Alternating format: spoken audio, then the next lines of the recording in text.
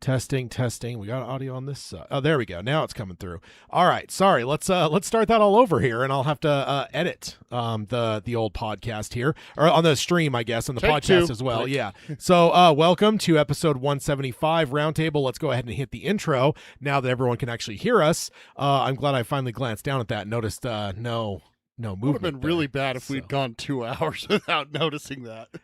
Yeah, I mean, we'd have the podcast, but that's it. We'd because even like on the OBS side, like it's not getting the audio, so yeah, we wouldn't even have like a recording on it. So yeah, let's go ahead and now hit the intro. A good thing we only went a few seconds there, a few minutes maybe. All right, let's get the intro and get started.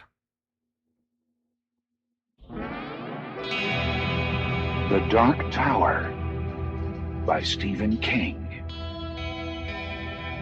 The man in black fled across the desert, and the gunslinger followed. Go then. There are other worlds than these. Death, but not for you, gunslinger. It's time we had our own Palaver, I think, and it's going to take a while. And yet, dauntless, the slug horn to my lips I set, and blew. Child Roland to the Dark Tower came. We are content, one from many. Let the Palaver begin.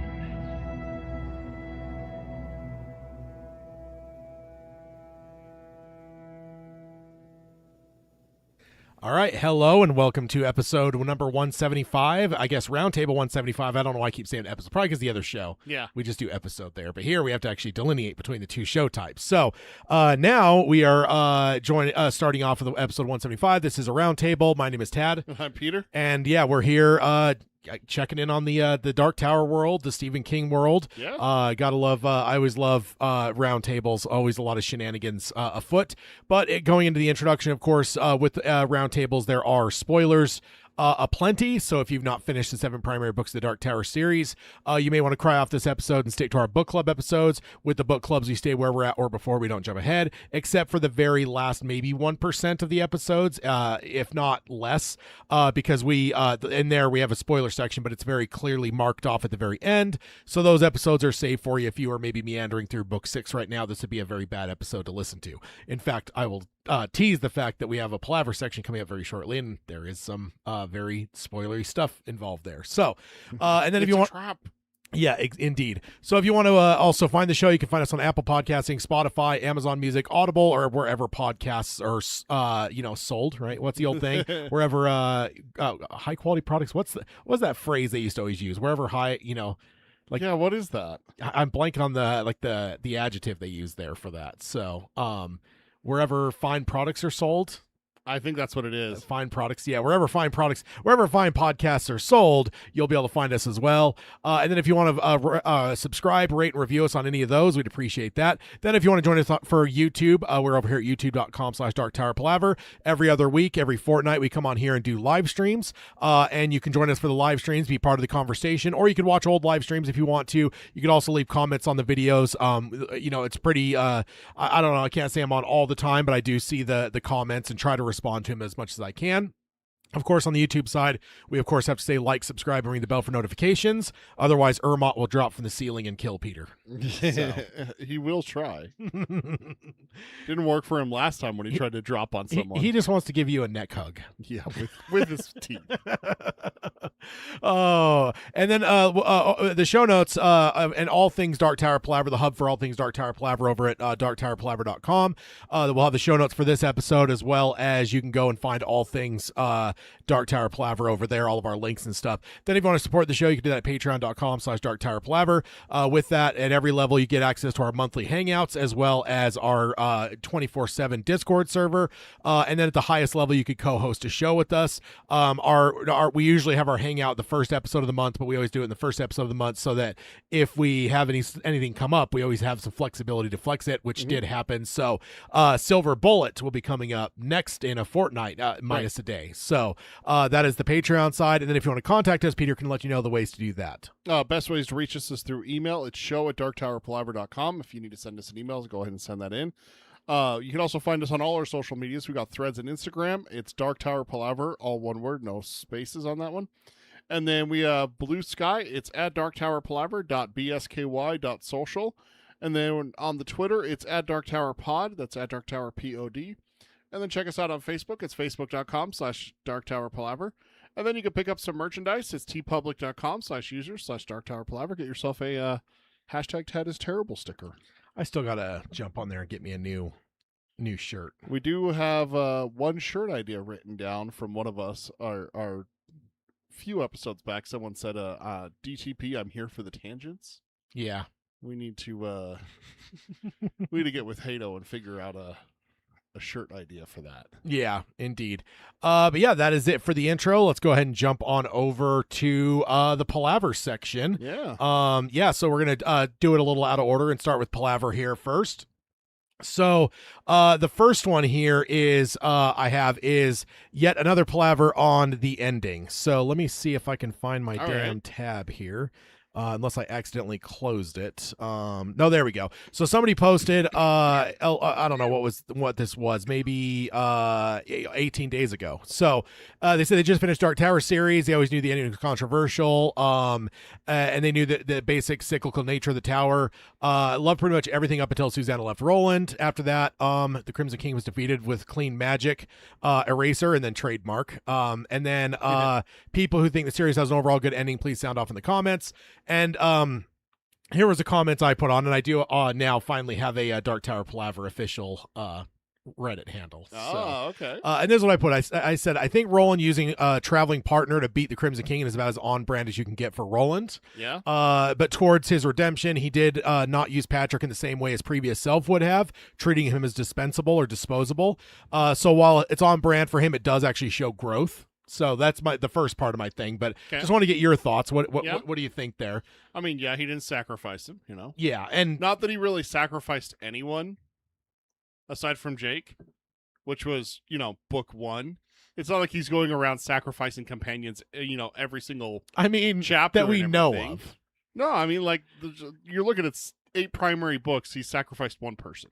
Yeah, but he also, with like the Susan thing, he says this fills in for a vast amount of my background. So it's like, I think there's a lot we don't see in Roland's background. Again, I'm going to defend Roland here. What did he do wrong to Susan? He was tricked.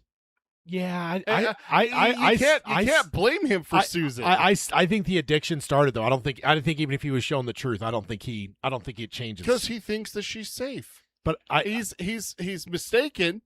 But he didn't intentionally do anything to harm Susan. I think when he didn't put her in harm's way. I think by getting her involved in all of it, he certainly did. I mean, them getting involved at all is what got her in danger. Yeah. Which is not solely on him. It takes 2 to tango. Let's be perfectly honest here.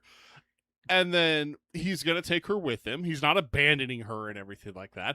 He's not like this dastardly, mustache-twirling villain in Magus. Oh, I mean, I don't know. Really, like, I don't know how you can blame him for that. Not in Magus, but I do think that once the ball showed in the tower, though, I don't think Susan stood a chance. I don't think he had any intention of being with her. I don't think he had any intention of putting things aside. I think and that everything like that. I think he easily sets her aside because I think at that point the addiction's created and like he has a quest he has to do. And again, I think that like the open-ended nature of that fact of this will stand in for all of my backstory essentially. Mm-hmm. So it's like God knows how many people throughout the course of his journey before we reach him in that first opening line. What a great line that is, by the way. It is. So I still think it's the greatest to start a novel. Yeah. I don't think there's anything for me that beats The Man in Black flying across the desert and the gunslinger fall. No, it's just such a it's a killer line for sure. But I think that like and also like we get it within Roland's own head like early on in the story like he never even dismisses the fact that yes I would sacrifice every one of you for my tower. Like when Eddie called him out on that and like he didn't deny it and then even like the self doubt when he promised Jake he'd never drop him again type thing. It's like even in his own head you know what is it the only exception in what is it in The Departed, the only deception we don't deal with is self-deception. Yeah. And at least Roland doesn't have self-deception there. Right. He is honest with himself. I just think Roland's getting a bad rap for being this guy who's going around offing companions every other chapter and everything like that. When you look at his track record, it's literally one. One. Yeah, I don't know. One. I don't know. Name me a second. I don't Like, know. Did Oi get killed by Roland? Did Eddie or Jake? The second time for Jake. Third time for Jake. I mean, the first time with Jake is the one that 100% that's on Roland. He could have chose to save Jake and everything. Also, I can't remember if this was you or if it was one of our fans that pointed this out, or maybe it was me even. If Roland saves Jake, that doesn't stop him from trying to get to the tower. It just slows him down, right? But I wonder if that's the beginning, if that's kind of the redemption, though. Yeah. Like if he doesn't drop Jake, if he chooses Jake over Flag in that early portion there, Right. is that the point now where the tower is actually going to truly let him in and not cycle him through? And even if that means letting him into death, which I think death would honestly be after he finds out the truth there at the top of the tower, absolutely he wants to start his own revolver. Yeah, exactly. You know? So maybe it allows him the off ramp finally or whatever. Right. But and then the next part of my thing here, I said also King rarely writes boss fights, but especially in this story, as the boss fight would have fundamentally undercut the themes and story of the entire series. The real enemy is entropy, decay, obsession, and addiction, and the Crimson King reflects these things in a sense, but nothing. But he's nothing but a screeching, babbling fool that's essentially trapped on a balcony. The tower defeated him already, so it's very much the man behind the curtain when we finally get to him.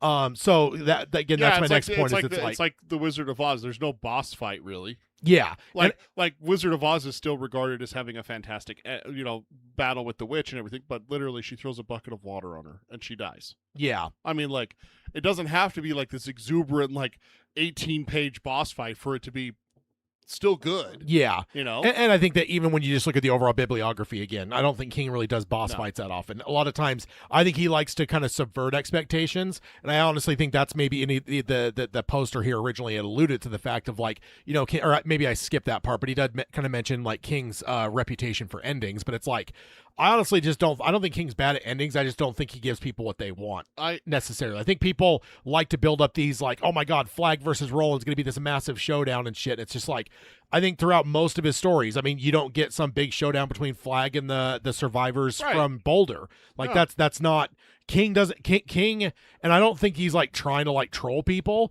but I don't think he sees the interest in like that kind of like mano, like even like what it is. The difference is, okay, so I have a favorite Dean Koontz novel. It's the only Dean Koontz novel that I still reread, and it has exactly what you're talking about. I'm going to call it a Hollywood ending. It's the third act. You have to bring closure to the questions, whether there's multiple or just one. You're going to bring ending to that. That's a Hollywood ending. Yeah. You have that final fight. You have The Rock versus Jason Statham fighting it out and who's going to win kind of thing. And we know that The Rock's not going to lose. So, that's contractually. That's how it's going to go and everything. But when you look at Stephen King's stories, he's telling a story more from a yarn spinner, a person performing kind of thing, almost theatrical basically when you look at some of his stuff. That isn't going to be some big final boss fight kind of thing. It's going to have a climax, but then there's also going to be a coming down period afterwards a lot of times. Look at the main showdown with like Pennywise and It. You have the main showdown, then you got like 4 or 5 more chapters afterwards that kind of wraps everything up in a nice bow and everything. Yeah. 11/22/63. You have the showdown with Lee Harvey Oswald. It ends, but then there's also like the lingering questions of, okay, is he going to go back? Is he going to do it all over again? What's he going to do? Kind of thing. But it's not just that, that Hollywood explosion and then, everyone's sitting around, family, that kind of thing. I'm using Fast and the Furious as an example because that is a very atypical type of Hollywood film. Yeah. That Dean Koontz novel I'm talking about, 100% has that. Literally has the showdown with the monster. And I think there's one chapter after that. one chapter to And wrap everything up. As you were saying this, another thing that it's not even in my post, but another thing I thought of is like, ultimately, what is King what is King trying to do here with this story? Right. What was his inspiration? Lord of the Rings. Where's the boss battle in that? There isn't. There one. isn't. Like Sauron doesn't come back. Exactly. Whereas It's the Peter Jackson journey. almost did that. Yeah. Thank Did God. he really? Yeah, you didn't know that? No, I don't know. I don't know much about. I thought you knew that part of the trivia. Like, yeah, they had actually like because the whole troll versus Aragorn fight, like that was going to be some of the animations of that was going to be Sauron Reed. Really? Yeah. It's like, can you imagine shitting the bed that hard at the end of that fucking trilogy? Yeah. That would have been absolutely How would he disastrous. come back without the ring? I have no fucking That's clue. the point. Yeah, and I don't know if this is the Weinsteins that were pushing this or what, but yeah, so like next time you watch it, yeah, think about that and think about No, I could see it because like that troll manhandles Aragorn. It's like it's a troll. Like he killed one in and it's not the Moria, entirety of it. I think they were able to just kind of like salvage some of what they had there and then adapt it to being a troll just by swapping out the the CG or whatever. So it's like like the first scene where you see Sauron just like absolutely wasting men and elves and stuff like that. Yeah. You kind of can see that with like okay. Yeah. So ultimately, like, that wasn't in Lord of the Rings. And it's like, so I would say that, for a good sense of things, because again, both The Stand and Dark Tower are both inspired by Tolkien, right? Yeah. He wanted to do America's version of Tolkien for The Stand. And then he just wanted his overall epic fantasy thing, multi-part, multi-book thing. Yeah, in the Dark Tower. So it's just like and with the Lord of the Rings being one of those foundational things, and you mentioned as well, Wizard of Oz has also got a huge inspiration on this story. Yeah. A lot of the things that inspired the Dark Tower, there is no big boss battle. So I think the people that are like disappointed by no flag showdown or no Crimson King, like overt, I think of like the man with no name type, high noon like showdown, like that. Just like for one. Anyone that has that in their head, like truly think that out, that would not have been a satisfying scene. No. It just would not have been. Because here's the thing. How do you make it so that someone is formidable against Roland? Yeah. How do you do that? Okay, well, you give him something that pins Roland behind a sheet of metal. Yeah. The Sneetches. But if he's one-on-one with the Crimson King, what does the Crimson King have that a gunslinger who has no other special abilities, he can't shoot lightning or doesn't have super speed, he's not a superhero or anything like that, what are you gonna have? You're gonna have a duel. Or Flag earlier on proved that his guns were useless against him in book 1. So it's like, okay, if we book get 4 too. If we get a showdown with him, I mean, but he used the Ruger though, and there was some fear potentially from Flag in book 4. We're getting that pretty soon. Because it wasn't the like Midworld, but either way though, so it's like it's already established that like you're not just going to get this like showdown at high noon with Flag, let alone the Crimson King that's essentially a god. So it's just like a god versus a gunslinger, like that can't be an actual battle. So it's just like, but again, I'm even talking about the higher element of like if with what King's inspired by, it's you're wishing for the wrong thing. But then on top of it, again, even when you look at King's overall bibliography, I think King likes to subvert expectations a lot of times. Because I think that honestly, a lot of that, whatever, it just feels so like serials, it's just very Hollywood-esque, like I was saying. Very. You have to have that big fight at the end, and I think King just likes to. I don't know. I think I don't know. I think he's a better storyteller than that. I wonder if part of it also is that King gets. We've talked about this several times in the years on this show. I wonder if people are lumping King in with just horror in general, because when you take like a slasher or a horror film in general, you do have that final confrontation. Jason gets put to sleep or sunk to the bottom of the lake. Michael gets blown up. Freddy gets pulled out of the dream and killed. There's always that final showdown in horror. In true horror, there is. Look at King writing Cujo, where it's just a true, flat out horror film. Story. Sorry, but the other part of it too is with King is I don't think he tends like in Cujo's a great example. You don't get the happy ending that's normal for storytelling. Again, I really think King throughout his entire career was very aware of the way standard storytelling went. And I want to say he like always planted a flag. I'm going to do the opposite, but I think it's almost like what filmmakers have been doing the last 20 years or so, where it's just like they kind of know what the expectation is and they subvert that. And I think King's been doing that for 40 something years, where it's just like, I know what everyone expects. Everyone expects for the vampire to be destroyed. No, I'm leaving Salem's Lot fucking taken over by vampires. Yeah. You know, like, That Cujo.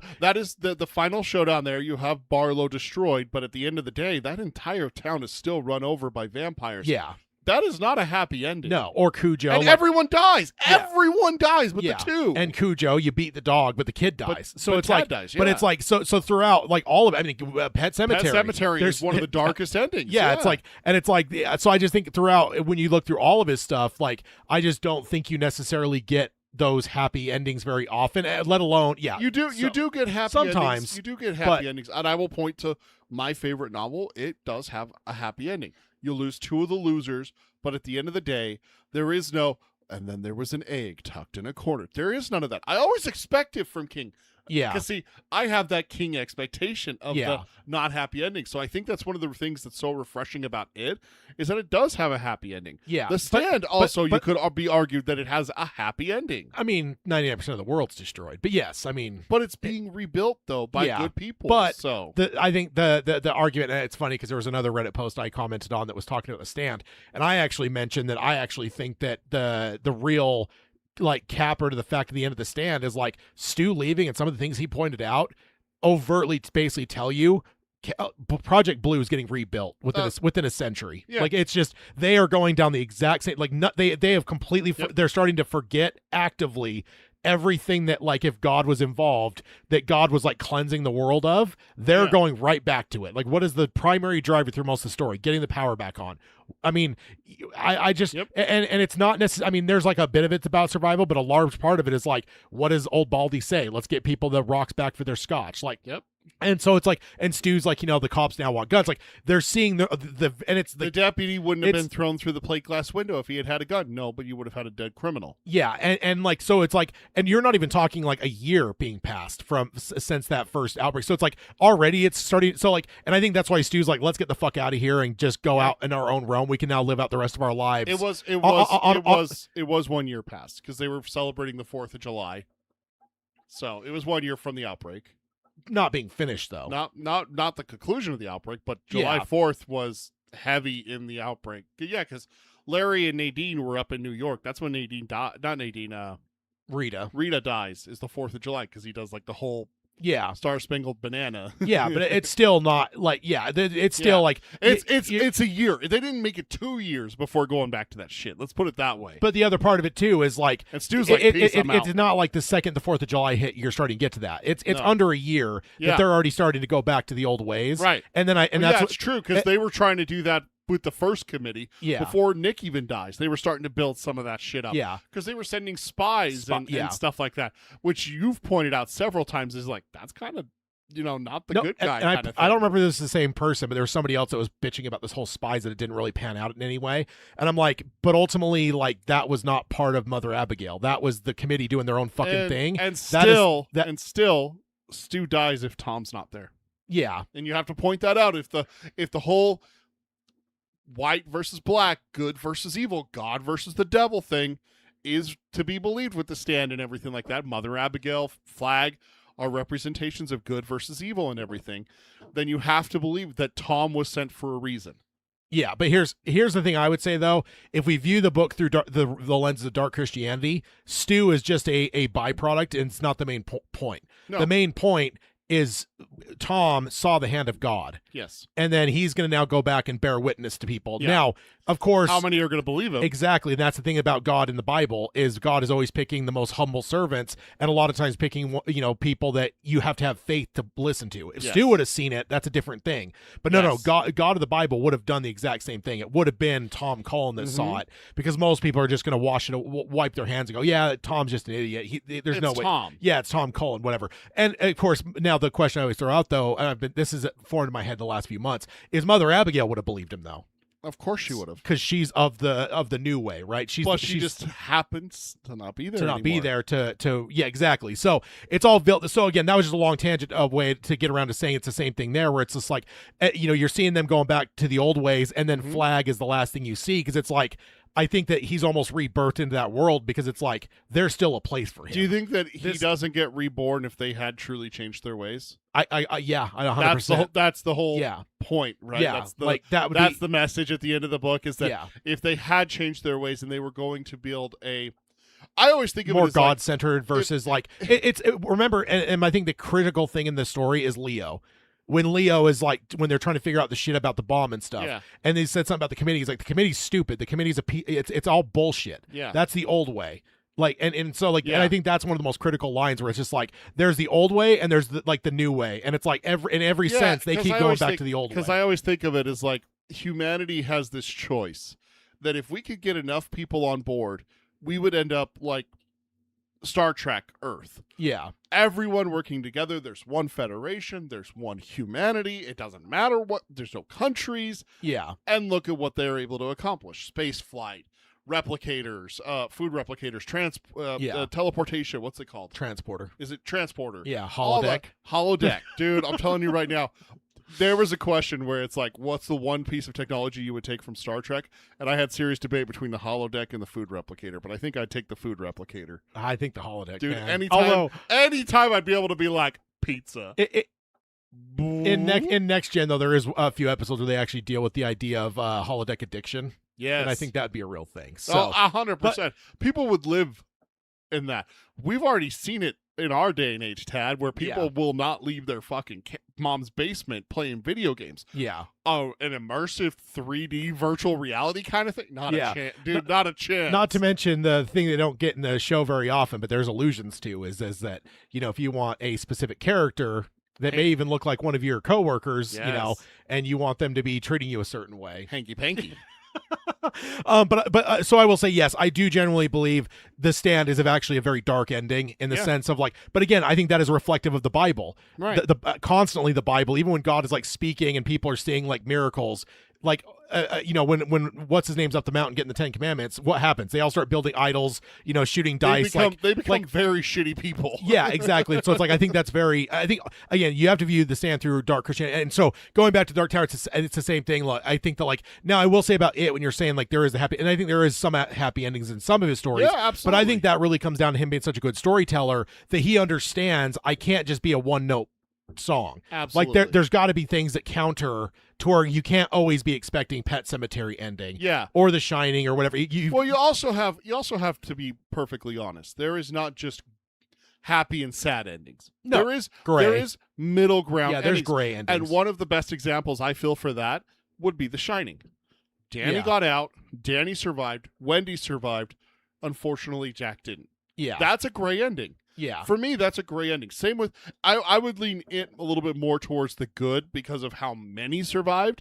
If maybe we had more of like 4 survived, 3 died, or 3 survived and 4 died of the losers, then we start be talking about a gray ending. But 5 surviving and only 2 dying, one of them because they but Pennywise died, so it's got to be a dark. No, ending. it's absolutely that's a good death. We all love Pennywise. No.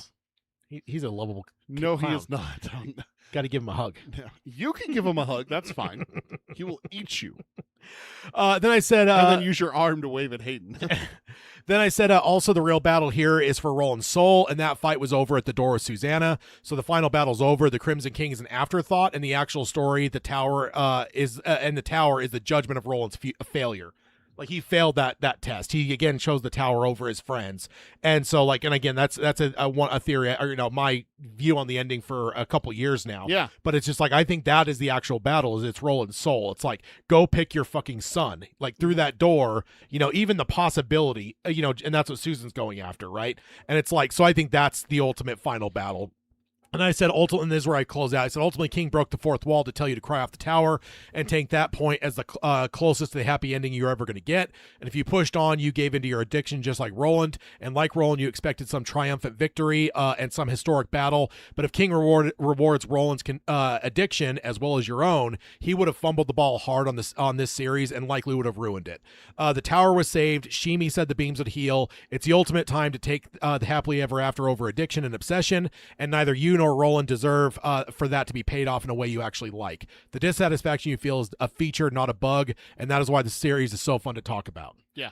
Like, right? Because like some of these things, like I don't know if I've ever like fully like distilled on the show before. That's why I don't want to make a habit of constantly just, pulling shit I'm posting on Reddit on here. But it's like, I do feel like in some cases there was shit that was hitting my brain and like really distilling where it's just like, I'm not sure if I've ever thought about that fact of like. It's a great way of putting it, honestly, is that when you look at it, it is not meant to be a happy ending.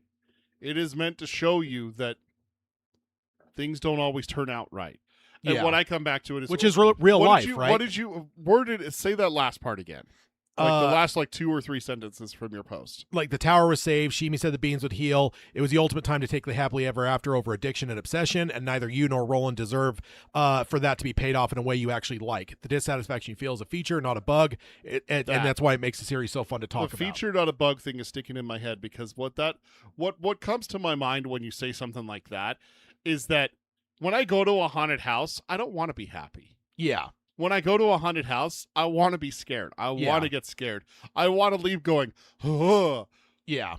When you go to a horror movie. Yes. If you have a little bit of a hard time, I'm not saying you lose sleep, but if you have like a slight hesitation when you're in bed and the light is about to go off, like then you glance at your closet and look at it a little suspiciously, like then you've got your money's worth. Yes. That's or if like you're walking to your car and it's dark and you have to glance behind you because you swear you just heard footsteps or something like that. Yes. Absolutely. Yeah. Like that's the point. Yeah. And I feel like that's what a lot of people miss when it comes to like Stephen King stuff is that he is not out here writing sunshine, rainbows, and daisies and everything.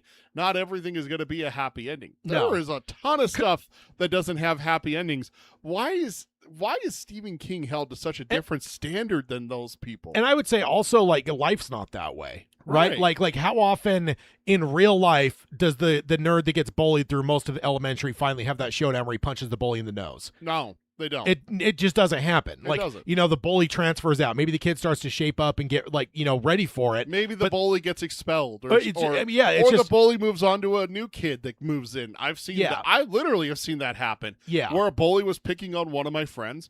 This new kid moved from California and he started picking on him. Yeah. And that was the end of it. Like, he never had to deal with him really ever again. And so I think there's just that, like, real life doesn't work like, like old style storytelling. Yes. It just doesn't. And so like, and I think that King kind of embraces that element of like, Flag having such a high mind about himself that thinks he can just overcome Mordred easily, and like that blowing up in his face, that feels way more realistic than truly getting some fucking high noon showdown between Flag and Roland. Like I just that's just not, and also a wizard versus a gunslinger, like is that even a showdown? I mean, we've already seen a few times they ran into each other and it didn't really go the way someone may have wanted. If anyone wants to point that we should have had a showdown between Flag and Roland, go watch the Dark Tower movie. Yeah. They did it. There it is. That's what it looks like, guys. Like, and maybe people would. I'm going to play devil's advocate to them. Well, maybe they could have done it differently to make it more enjoyable and stuff like that. But at the same time, I don't think you ever make it enjoyable, though. I think that's the thing. I don't think that's King's point. And I think that the other thing too is I think King understands. He's such a good storyteller. I think he understands those things that the readers think they want are never actually going to be good. It's just one of those things like, and there's some of the TV and movie stuff where people bitch about whatever. And I always challenge people that like shit on whatever it is. I'm like, spell out in detail exactly how you would have wanted it to go. Yeah. And I've never once actually found someone spell it out in a way that actually would have been an actually good experience. Like it's their little fucking like fanfic bullshit. Yeah. But it's like that would have been fucking ridiculously bad. Like if it were a true Hollywood movie and that was like the end of like some series or some like TV show. It gets like a 1.5 on Rotten Tomatoes. It would have been terrible. Yeah. So it's just like it's one of those things that I don't know. And I think that, again, I think King is a good enough storyteller, and I think that's truly where it comes from. And I think the thing is that people kind of want that cookie cutter, and they live happily ever after type ending. And it's like King's a good enough storyteller. He's not going to give that to you, man. It's not been the way for the last 30 years for people to get necessarily like bad endings, except in certain circumstances. Yeah. Like even like horror films. Very rarely do you get a horror film where with an absolutely bleak and god awful ending, right? Cabin in the Woods was a breath of fresh air for that. Yeah. And everything. But look at every single Friday the 13th movie, every single Halloween movie, every single Freddy movie. There's always that little bit at the end where Freddy's not dead. Yeah. Or, Jason's still alive. Or did Michael die? Where'd his body go? Yeah. But it's always Laurie survived. Yeah. It's always the the heroine survived, kind of thing. Yeah. In Saw, there's always a couple survivors, and Yeah, everything the person like that learns their lesson, right? Right, exactly. And again, I think Hollywood, there's such a big budget going on and stuff that like a lot of times I think the studios even require like kind of that cookie cutter feel. Right. But I think that like the magic of books is that it doesn't take $80 million, No. and that's a cheap movie, right? But it's like, it doesn't take $300 million to make a book. So it's like these authors have way more flexibility to do things that like a Hollywood studio wouldn't allow. And especially someone with King's like, track record, like he could do whatever the fuck he wants. And I think that's the great thing is like, you never know what you're going to get, right? Like with this book coming out in October, Other Worlds and these, we have no fucking clue what we're in for here. No. Like we don't know like, oh, for sure we're getting happily ever after at the end. We also don't know that it's going to be the most bleak fucking dire ending we've ever seen before. We just don't know. Like that's the magic I think of King is like he isn't just gonna like he isn't one note, right? He's not M. Night Shyamalan, where you always got the exact same fucking movie except for the one who wants to pimp his daughter's music career. That's like the only thing that he's ever done that was different. So the stories are different. I'm not shitting on M. Night Shyamalan, but it's just like you go into his movies now wondering what's the twist because there's going to be a one twist. That's so, what he does. Yeah, and so yeah, that was my first one. I don't know if you have any other thoughts, but I just because there were a few things as I was really thinking through that and stuff, some things hit me where I'm like, I've got to go over this on the show because it's just some of the stuff I've never like fully, I don't think like digested in that same way to have like some of those exact points, but I'm like, I really feel like it's a good read on the overall series. Where anyone who dislikes the ending of Dark Tower, I would challenge them just simply to be, what did you expect? Yeah. What are the expectations when reading a Stephen King book? Yeah. What are your expectations for an ending? Yeah. And when they come back and say, well, I want everything resolved. Well, that's unrealistic. Yeah. I could name 100 examples of movies, TV shows, and novels and comic book stories that do not have a closed ending. Yeah. I mean, the original ending of Terminator 2 did not have a closed ending. Yeah. Dark Road, here we go. One of the greatest movies of all time. Yeah. Shawshank Redemption. They're out. Are they ever going to go back in? Are they ever going to get caught? Who knows? Yeah. The world is open to them, that kind of thing. It's a ... ending. Yeah, exactly. And how many endings do you have of that? I mean, we just saw one with a brilliant way of doing it with The Running Man. Yeah. Was he in the plane? Was he not in the plane? Yeah. You don't know. Yeah. And that's the point. A lot of endings are like that. This isn't new either. No. Mary Shelley's Frankenstein has a very ... ending. Yeah. Is that creature loose? Is it? I hope so. Is it? I hope so. It kind of seems like it is. That's the way they make it seem. Is it? Yeah. Kind of thing. So it's not exactly like a new thing either. I just feel like maybe in the last 20 years or so, we've been kind of, and this is something that came up for me, is that there have been like these studies about why children are struggling so bad in schools and stuff like that. And someone pointed out, and actually did a study on this, is that video games and kids movies and stuff like that hold your hand have turned to, you saw that too? Yeah. Where it's more hold your hand. Oh, you're stuck? Here, let's give you an arrow on where to go. Man, I tell you right now, if I had that when I was playing my first video games, holy shit. Yeah. No, I had to figure it out. Library with shotguns on heroic or legendary, I'm on my own. It's not like all of a sudden Halo's going to drop in like an extra health or an overshield for me. If I got a bad checkpoint, I'm fucked kind of thing. And isn't that the worst when you get a bad checkpoint? It saves at the You have no shields. You got 5 onions coming at you and everything. I love you. People probably don't know. I mean, maybe the little flood things. Tad and I always called them onions. That's just Tad called them it the first time I ever played it, and it stuck. Yeah, they're onions. The little flood guys that come up and burst on your shield. I love the spirit of it. I can't unsee onions with that. That's what it is. They probably stink too, like onions. I mean, at this point now, I've grown to the point where I actually love onions, so I would eat those bastards before they ate me. You're weird. No. I do. I love onions. I ruined my Jersey Mike's order the other day. I forgot to take onions off it. I have to order mine with extra onions. I'm like, you guys don't put God. enough on there, man. Like, I want that sandwich crunching. Disgusting. I don't know if you've ever seen it, but Disgusting. I think it's V, the alien invasion show from like the 80s or whatever. Oh, okay. I believe that's in that show, one of the miniseries or whatever. There's like a Hispanic dude and he grabs it. You think it's an apple, he bites into it, but it's actually an onion. He's just eating an onion like an apple. That stuck with me since a kid. All right, so on my second Palaver thing here. So, Okay. Well, you want me to jump in with my one that I have, or do you want to do both yours first? what's yours? Mine's not very long. It's about a book I'm reading. Okay. Go ahead. Okay, so I started one of the last 5 Stephen Kings that I haven't read. Oh, okay. Just After Sunset, short story and novella collection from Ooh. 2008. That might be interesting that you go on. Okay. I'm going through the audiobook and I'm not done. I forgot. I was going to check how far in I was. But I'm through a few stories now. And I'm a little over halfway done. It's about 15 hours. I'm at 8.5 hours. I'm going to read some names off. I want to see if you recognize these names. All right.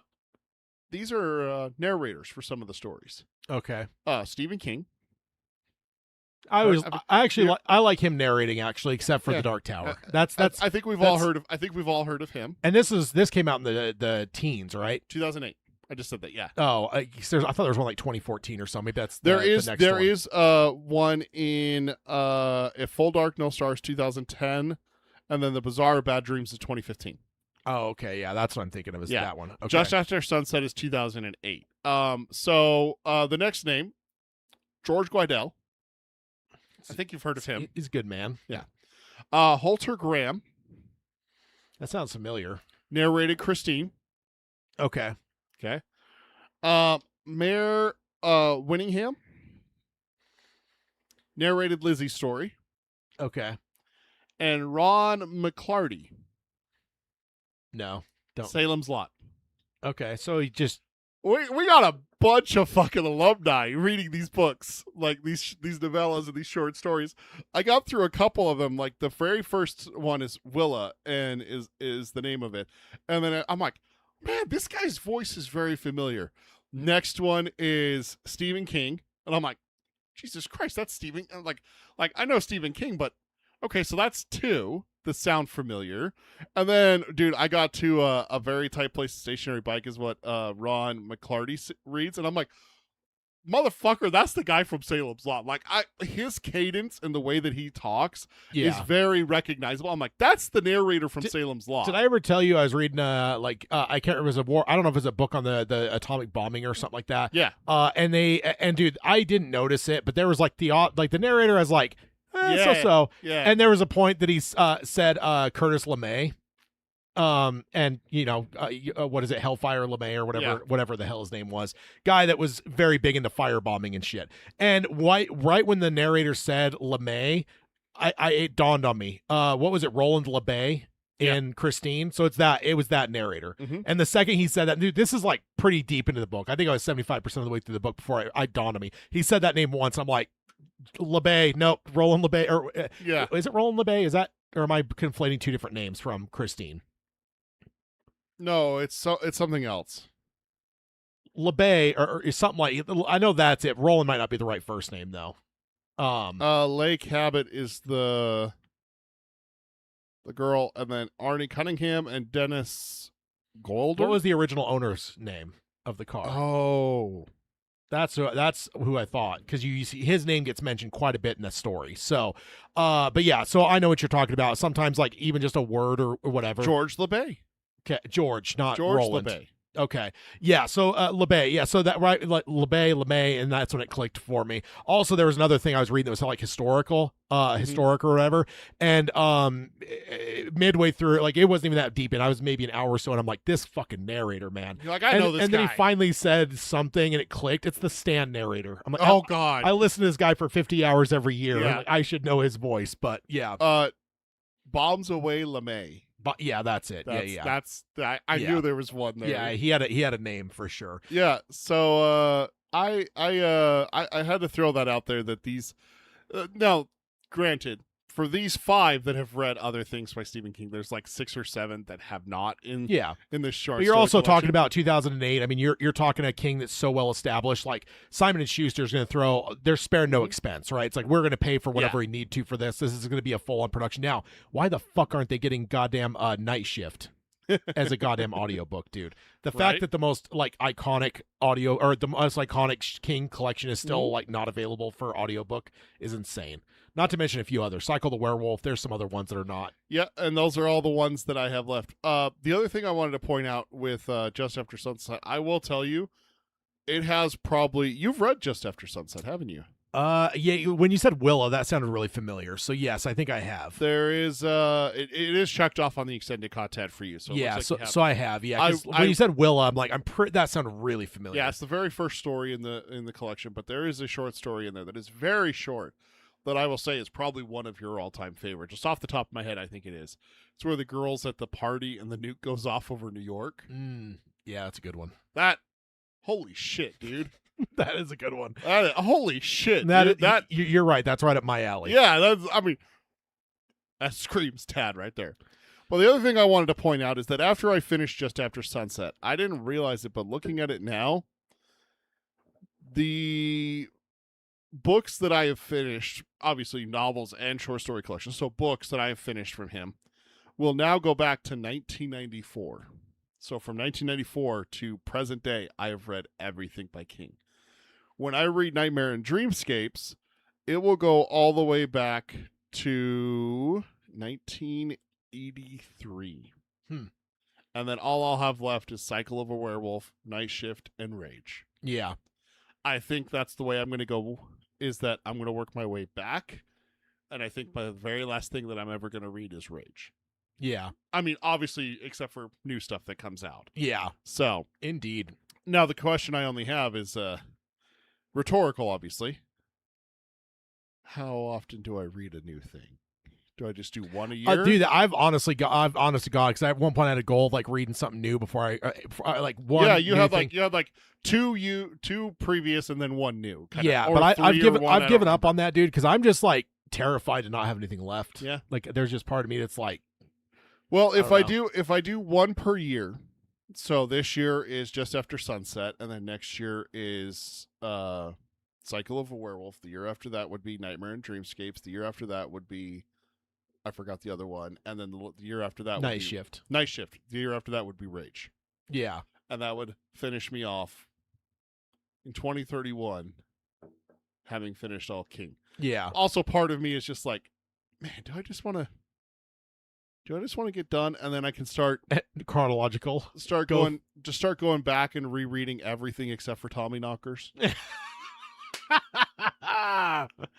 Oh man. I will never touch that again. I at this point it's a matter of principle. I just refuse. Oh, that's great. And you still haven't read that one. I can't wait to read it. It's not good. It's not good. But that's the one thing I had. It's just that there were so many. I'm just like, hey, I know this person. Hey, I know this person. Hey, I know this person. Yeah. No, that's awesome.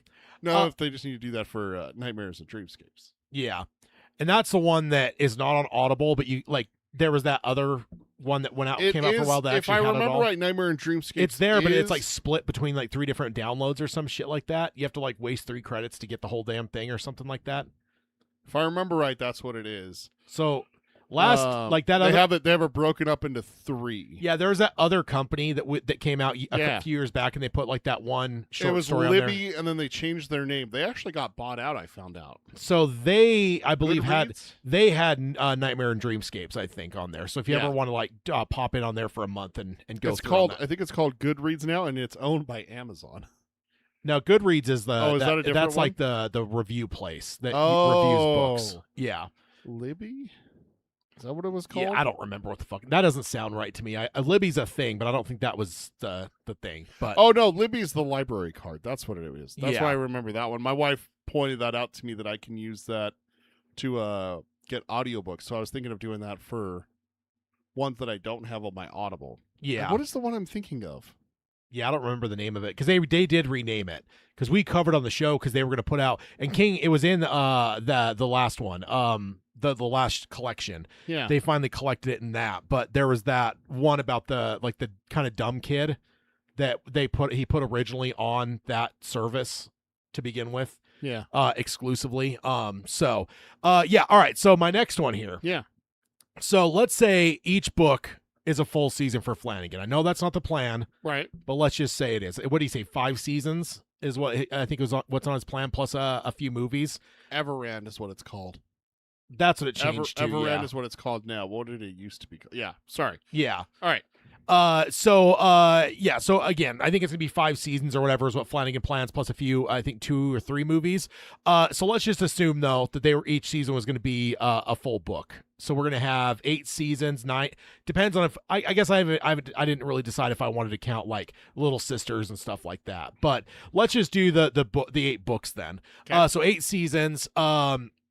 In that layout, who do you think are the guest roles for each season? So people who are not in the TET but who show up for their given season. Okay. That would have to be the kind of must get right for each season. We talked about that last roundtable with Jake, how like he'd be the most critical thing to get right for the overall adaptation. Oh, okay. So if you want to go beyond the quartet now, down to the layers of like, because we've seen that with shows or like Dexter or whatever, where there's like the new like big actor that's like kind of the main guy John for the whole. Lithgow is the one I've always heard. I've never watched the show, but I've heard from you and from other people that he's the best part of the show. 100%. So it's like, but it's like that, right? Like you always have like that, whatever, and it's like, okay, so in the same sense of the Dark Tower, they do it a lot in Supernatural and like Buffy. They have like the big bad or introduce a new character for that season. Yeah. And sometimes they stay for a season or two, but that's first season. That's where they're critical. Yeah. That's where they're like, oh, this is Buffy's new boyfriend, or this is the new big bad for Supernatural, that kind of thing. Yeah, exactly. So in that sense, Game of Thrones did that too. Yeah. Yeah, and it doesn't have to be villains, but it's like who are the must? And I almost want to say MVP, but MVP isn't necessarily one that must be right. Yeah. Like I said, like I really want to like tag on to what we did last episode with Jake, where it's like Jake is the most critical character to getting the entire series right. Yeah. Almost the entire series like kind of falls or rises with Jake being done right. You can have an okay Roland if you have a fantastic Jake. Yeah, because Roland's so quiet and stuff that it's like, and I think they'll get a good Roland, but it's like, like I think that is one of those ones that you could like. I don't know. No. I'm with you. I understand what you're saying. It gets less popular nowadays, but I've said for years that Keanu Reeves is not a great actor when it comes to acting ability. And there's been times he's been exposed, with movies because he's just surrounded by such good actors. But it's like he was great in The Matrix because he was largely a quiet character that didn't do a lot. Why he plays John Wick perfectly. Yeah, I think he's gotten better in his later years. I think finally, he has too. But, I want to see Keanu Reeves do a real role in something. But I always point out Bram Stoker's Dracula is like the ultimate, like he gets exposed. Oh yeah, because you're when talking you're in there with Anthony Hopkins, Gary Oldman, Yeah. and even what was the lady's name? Not the one who was like the obsession, but like the first one. Was it Winona Ryder? Yeah, I think it's Winona Ryder. Yeah, because she was originally going to be playing Michael Corleone's daughter, and I believe she turned it down for the Dracula movie. I don't blame her. So man, that's fantastic. Sadie Frost was Lucy. I think it is Winona Ryder sounds right. Yeah, it is Dracula. Yeah. So, oh no, she's Harker's wife. Yeah. So with that being said, right. then book 1, season 1, who's the must get right? Court. I think with the flashbacks, if you're going to do the flashbacks and you're going to show like the trainings and like the maggot and everything like that. And again, we're taking like Jake off the table. Yeah. Because of course you're Jake, taking the quartet off the table. Is what you told me. So like Jake wouldn't count because like, yes, this would be his first appearance. I mean, and stuff, obviously but it's like, Jake's important in this. Yeah. But we're talking outside of the quartet, outside of the main trio in book 1 is what you're going to say I can't use. Flag, Roland, Jake. Yeah. Aside from that, who is the most critical? I think it's either Court or Allie. And I think I lean towards Court. Because I think that is going to give you the biggest chance for world building, to show you the world as it was and what Roland is. And if you don't nail that with Court, if you just get a kind of actor there and a guy who kind of puts in an performance, then it's going to kind of fall flat. Yeah. But if you get someone who builds that up the proper way, like they did with Lord of the Rings, when Aragorn's introduced, it's one of the most badass moments. Like you get a ranger and this guy's so badass and everything like that. You're world building through him and everything. That's what you need from that guy. And that's what Court would be for me, is that I think that showing the stuff in Gilead, the training, how they're raised, and everything like that. But then also, is it Court that gives them the bread to scatter at Hax's feet and teaches them that lesson and everything like that. Yeah. I think that's all vital Yeah. for showing you the world that was and where we're at, because that's the contrast, right? That's where we were. This is where we are now. Yeah.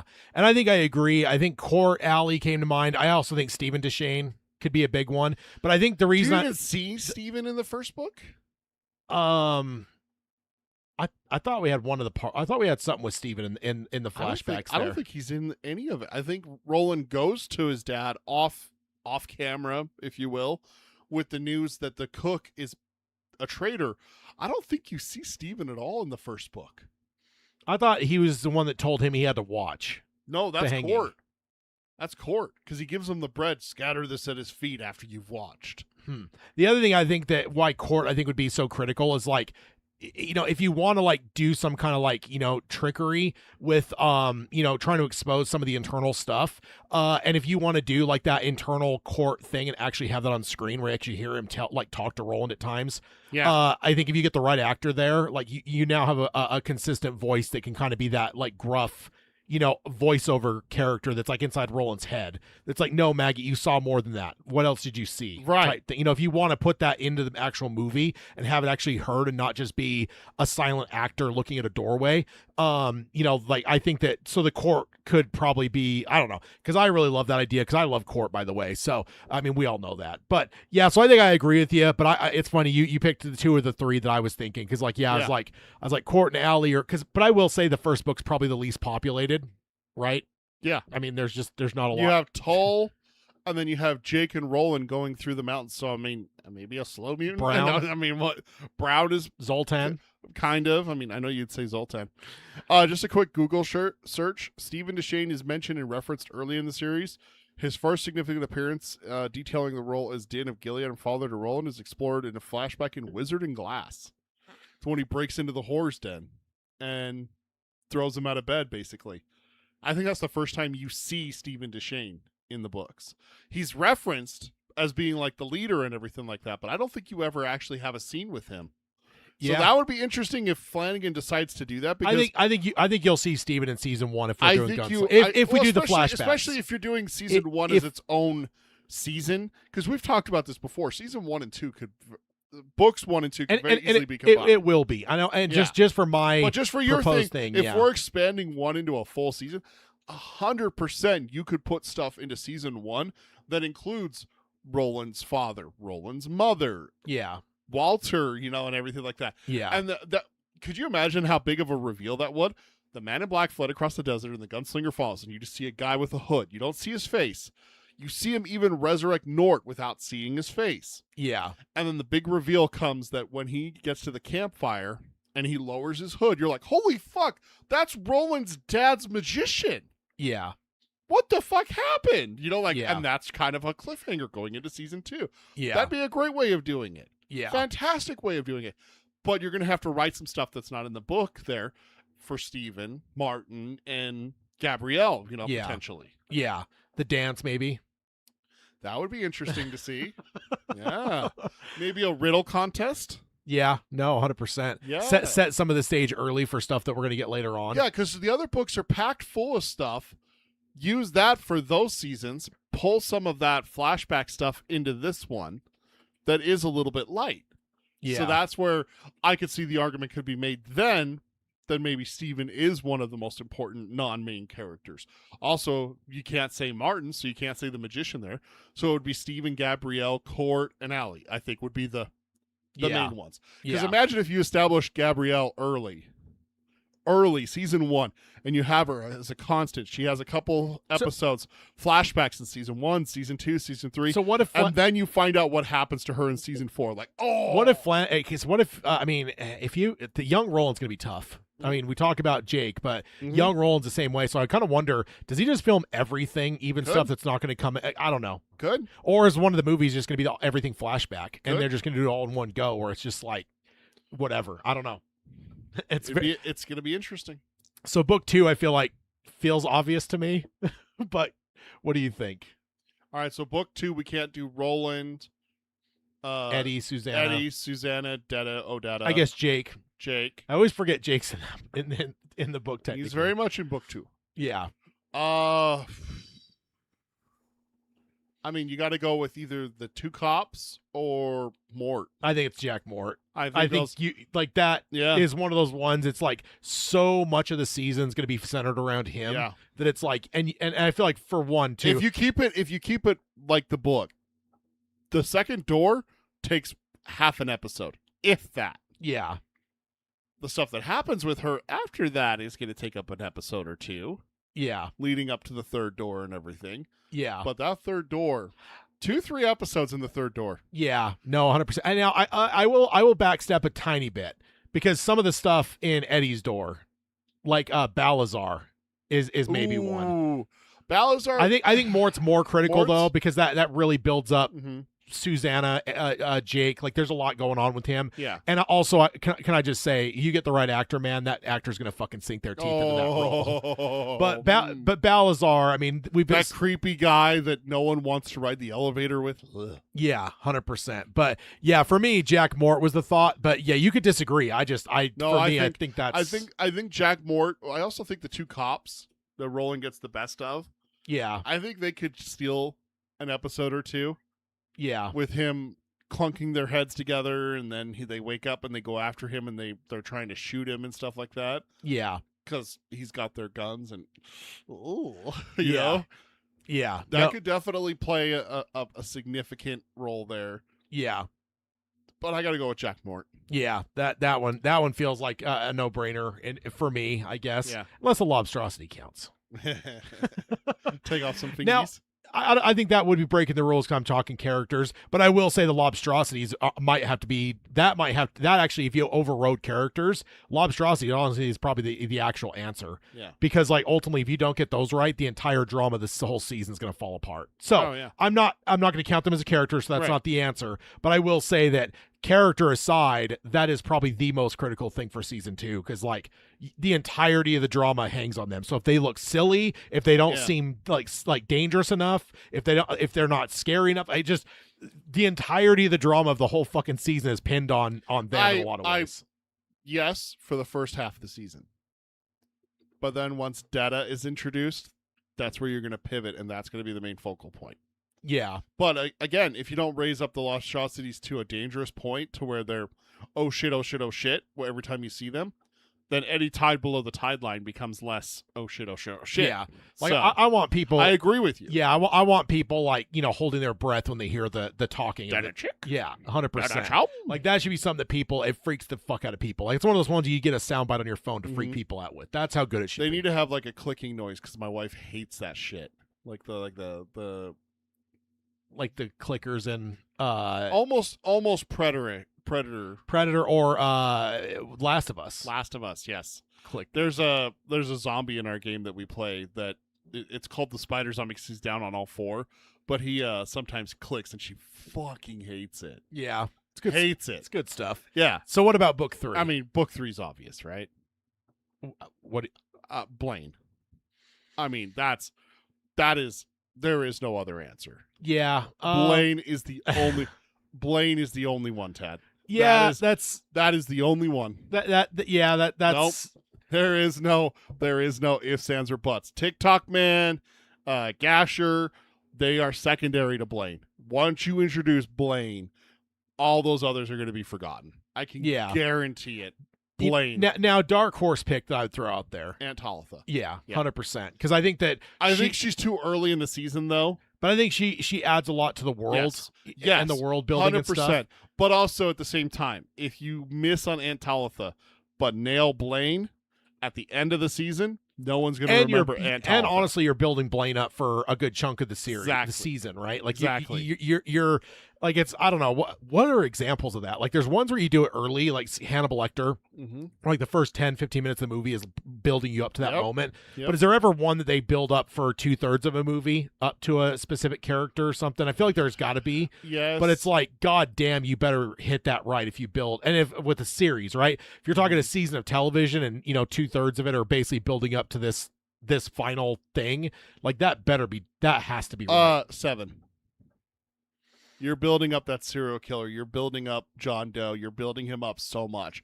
And then when he walks into that police precinct, nailed it. Yeah. Nailed it. Yeah. 100% nailed it. That's one right there for you. Yeah. Just one example, but yeah, absolutely. Pennywise is another one that in it you don't see Pennywise that often until later in the book / movie.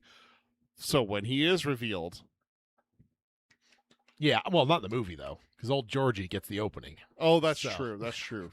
No, in the book too, you get Georgie, yeah, with Pennywise. Yeah. I always forget about that. Honestly, like it's It's iconic both times it's been on it screen is. now. It is. So, what about book 4? Book 4. I would say Susan doesn't count because quartet, right? Cordelia and Rhea. I think it's 1A, 1B. You just have to decide which one's which. I think it's a tie. Yeah. Because there is nothing better than a character who pisses you off every time they're on screen. Yeah. Joffrey. Oh my god! If I could ever meet the actor, pink lady, Dolores Umbridge, if I could ever meet the kid who played Joffrey, he was a man now. If I could ever meet him, I would probably be like, thank you so much for giving me one of the characters that I hated so much. Yeah. You are a god among men. I love you so much. Thank you so much for that. Yeah. Because I know they get hatred. I know they do. And I just want to be so gracious. The same with the Umbridge actress. And the lady who played Carmody. So that's what 100%. I want to see. Absolutely. I want to see you walk into a room and the 3 actors are there. Oh, dude, you don't understand how much I would fawn over them because I can't differentiate them. At first. Now, but that here's very the thing. Eventually, but that first second you walked in and saw those 3. No, see, it's going to be really easy for me because they're not going to look like the characters. Oh, like if they looked like their in characters costume. when I walked in, yes, 100% Ted. I'd have probably 20, 30 seconds of internal struggle. Don't punch him, don't punch him, don't punch him. And then I would be gracious and be like, thank you so much for everything that you gave me. Thank you. Yeah. Because that's the point. They're supposed to make me feel something. So and Cordelia. Yes, I think Cordelia and Rhea. I think it's 1A, 1B. It's just you have to decide which one it is for you. I think it's Cordelia. She's in it way more. Rhea's got her moments, but like Rhea's, she's in like, 3 major points, right? She's like very beginning, middle, she pops up again in the very end. But it's like rest of the time, Cordelia is the fucking workhorse. Yeah. That's giving you a lot more time. I will say that Cordelia, you have to remember that she does absolutely nothing at the bonfire at the end. Charcuterie is all Rhea. She just stands there. So you do have to remember that if you miss with Rhea. And that's the other thing also. We're saying which one is most important to get right. It's not like they're necessarily, just because they get this one right, they're gonna miss all these. No. Yeah, exactly. It's just kind of like who is the one that you're like, if you're in the room with Flanagan as you're getting ready to plan the next season, like what's the one you put on the board going, this is what we absolutely cannot get wrong. You circle that one and be like, we're focusing on this one first. All the others are important, but this one's prior. I'm with you, Cordelia. Yeah, I think it's got to be Cordelia. Because I think with Rhea, I almost wonder if you even take some of her stuff out to make her even more like mysterious. Like really let the audience have to fucking see her at the very beginning for the examination and stuff, and then I would almost say don't see her again until later. Allude to her and stuff, but like don't as much as you can. Like even with like the Roland scene, get her where you never see her. You just see the dark fucking hut, and then her voice when she screams. The voice, she's getting revenge. Exactly. And then until then, because imagine you don't see her at all until the finale when she's fucking desiccated and like whatever. Even when she has her scene with Shimi. Yeah, I think he doesn't see her. Yeah, I think we don't see her. Imagine Shimi doesn't see her either. So we're with Shimi that we don't see her. And it's the exact same thing as Roland, where she's like, leave it here, boy. And he comes in and he puts it down and he looks around and he doesn't see shit. Yeah. And we don't either. Yeah. I don't think we see it either. But what you do is as he rides down the hill, you just see the pink glow come out of her window. Yeah, and I think there'd be some tricky stuff for sure, like to figure out how you do it. But I just wonder if you could like literally get it to where you almost don't see it. You'll see her at the very beginning and the very end of the season. I would, and the rest of it is she's very mysterious. Yeah. Because then when she reveals and she's basically a fucking skeleton with skin. Oh god! Like just imagine what that reveal is going to look like. I would love to see Flanagan do like a pink showing up in certain scenes, like Roland and Susan together one time, not the first time, but like the third or fourth time. There's like this pink glow somewhere. And then you find out later that means that Rhea's watching. Yeah. and everything. So like you could do the scene with like the woman licking the corner or the Yeah. murder that happens or Yeah. any of those horrible things that Rhea sees without going to her, but you find out she's watching this because there's like that pink hue or there's something like the pink. Matrix has that green hue. You're Yes, just doing the exact same exactly. thing. It's like this scene looks like pinkish. Like what is going on here? Like Yeah. and then you find out later from Flanagan, he's like, yeah, every time that pink thing comes up, that means Rhea's watching. And like the corner licking and that kind of stuff, like you could literally, what if you just saw it, but you understand from the camera's perspective, you're actually looking in the ball, Yeah. and you hear her voice reacting. But it's all keep her voice, make it to where you hear her a lot, But you don't see but her. you see her like maybe twice, like Yep. of course twice, but again, because I think that would be the ultimate setup and payoff. Because it's like, what does she look like? She's already an ugly witch, but then what does she look like Three times. when you actually see her in that final reveal? times. Would just be 3 states for Rhea. Young, old and healthy at the beginning where she first gets the ball. Susan comes to be proven honest and everything. Second, she comes out of the hut with Roland there after Ermot's dead and picks up Ermot, and she was looking a little worse for wear, but not terrible. And then from there on, you don't see her. From there on, maybe you see her a couple times. And that's where you show like her watching the ball. She does the whole shimmy thing. you don't see her. That's what I would say. No. What I'm saying is like you do see her, and she does look a little worse for wear and everything. But when Ermot dies, that's it. You cut it off there, and then you go the next 2 or 3 episodes without seeing her, and then you reveal her like you're saying. Holy shit! This woman wasted away, and look how fast she wasted away. Look how bad she is in just 2 or 3 episodes, which is like 3 weeks is all that it took for her to go from that to that. Yeah. But I think you're right, Cordelia. Yeah, for sure. Now, what about good old what was the call up? Book 5. Callahan? Does he count though? That's the question. yeah. That's why I have a question mark. Yeah, I did say no quartet. He so is a member of the quartet at the end. I think that would, and he also does carry into to the future seasons too. So I think then it's a tie again, and again flip a coin, 1A, 1B. Andy the Robot and Ben Slightman Sr.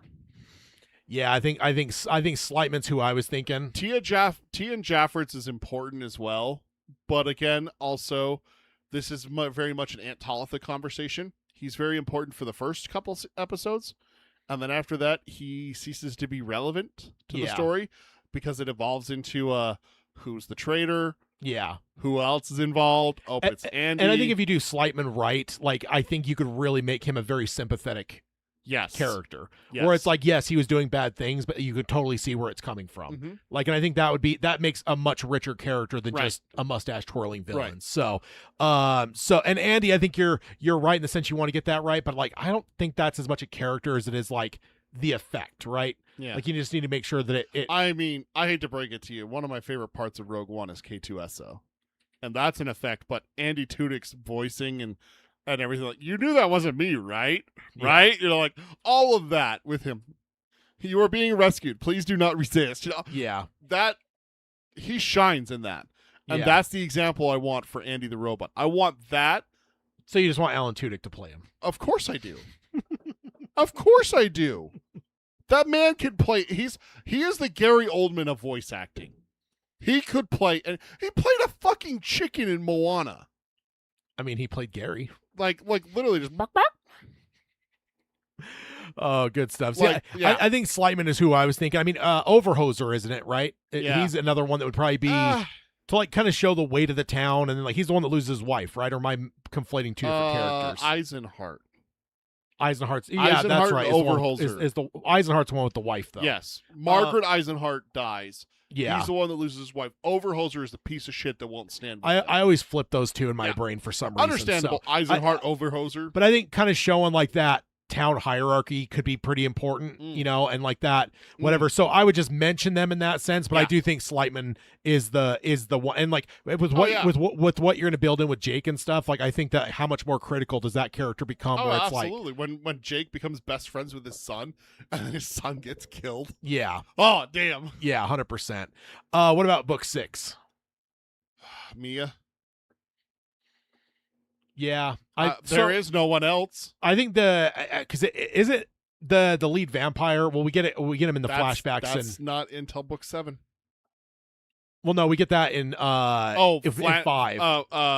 Father Callahan's story. Yeah, That's book 5. yeah, it's 5. You get a lot. You get a little bit more of him in 6 though, because that's where he gets vanquished. So The lead vampire. isn't it in 5 or 6 when they? Those are just random ass vampires. It's not him. I thought he was in there. No. Nope.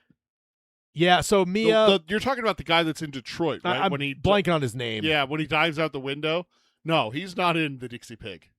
They are literally just 3 random ass vampires in the Dixie Pig. I don't know why I have him in there in my Yeah. brain, but yeah. So I think Mia is, if as long as you don't count, right? Because she's part of Susanna, but she's kind of not. She's not. So. She's not a part. She is not Detta, Odetta, or Susanna. She is not. She is an outsider. She is a fucking tapeworm. She's a parasite. She is not one of Susanna's personalities. No. What about 7 then? I mean, greedily, I want to say Dandelo, but that's just because that's one of my favorite characters. And it's not that critical. I but gotta go with a 3-way tie for this one. Sheemy, Ted Brodigan, and Dinky. Because I think that if you miss any one of those, like really miss any one of those, I think that trio, and it's I know it's kind of cheating. It's maybe you just cheat in the sense of just say the breakers then. I don't think the rest of the breakers matter. Because if you don't do them right, yeah, they're just very cold. Where it's just like these guys are just scum. But that's how they come across in the book, though. Yeah. Like, what about now? They took care of us. Like, you motherfuckers were trying to end all existence. You realize that, right? Yeah. You know it. Like that's the worst. That's the part that gets me so hot under the collar afterwards when they come at Susanna, and everything. They're like, well, what now? Who's gonna take care of us? Like, you motherfuckers know what you were doing. It's not like it was a secret. And Ted is always like trying to like justify. Well, it feels good to break. Yeah, you know what also feels good? Heroin. You know why I don't do it? It's bad. You know that, right? You know that, right? Yeah. And that's where I have a problem with the breakers. So I think that the ones that are most important are Ted, Dinky, and Sheemy might be the most critical. Because could you imagine getting that wrong? Could you imagine fumbling that one? And you got to recast it, right? From season 4. I don't think you do. I think you do someone that is very easily aged up. And honestly, I don't think he ages up. I don't think they age that bad in Augusciento. I don't think they do. Yeah, I think they live abnormally long lives. I think you got to play it for surprise, though. You got to let Roland reveal it to the audience. You change his look, is what you do. Sheemy is clean cut. Sheemy is clean shaven in Magus. 100% boyish and everything like that, because you have to play it that way at the Traveler's Rest. Oh, Book 4's, we got it wrong.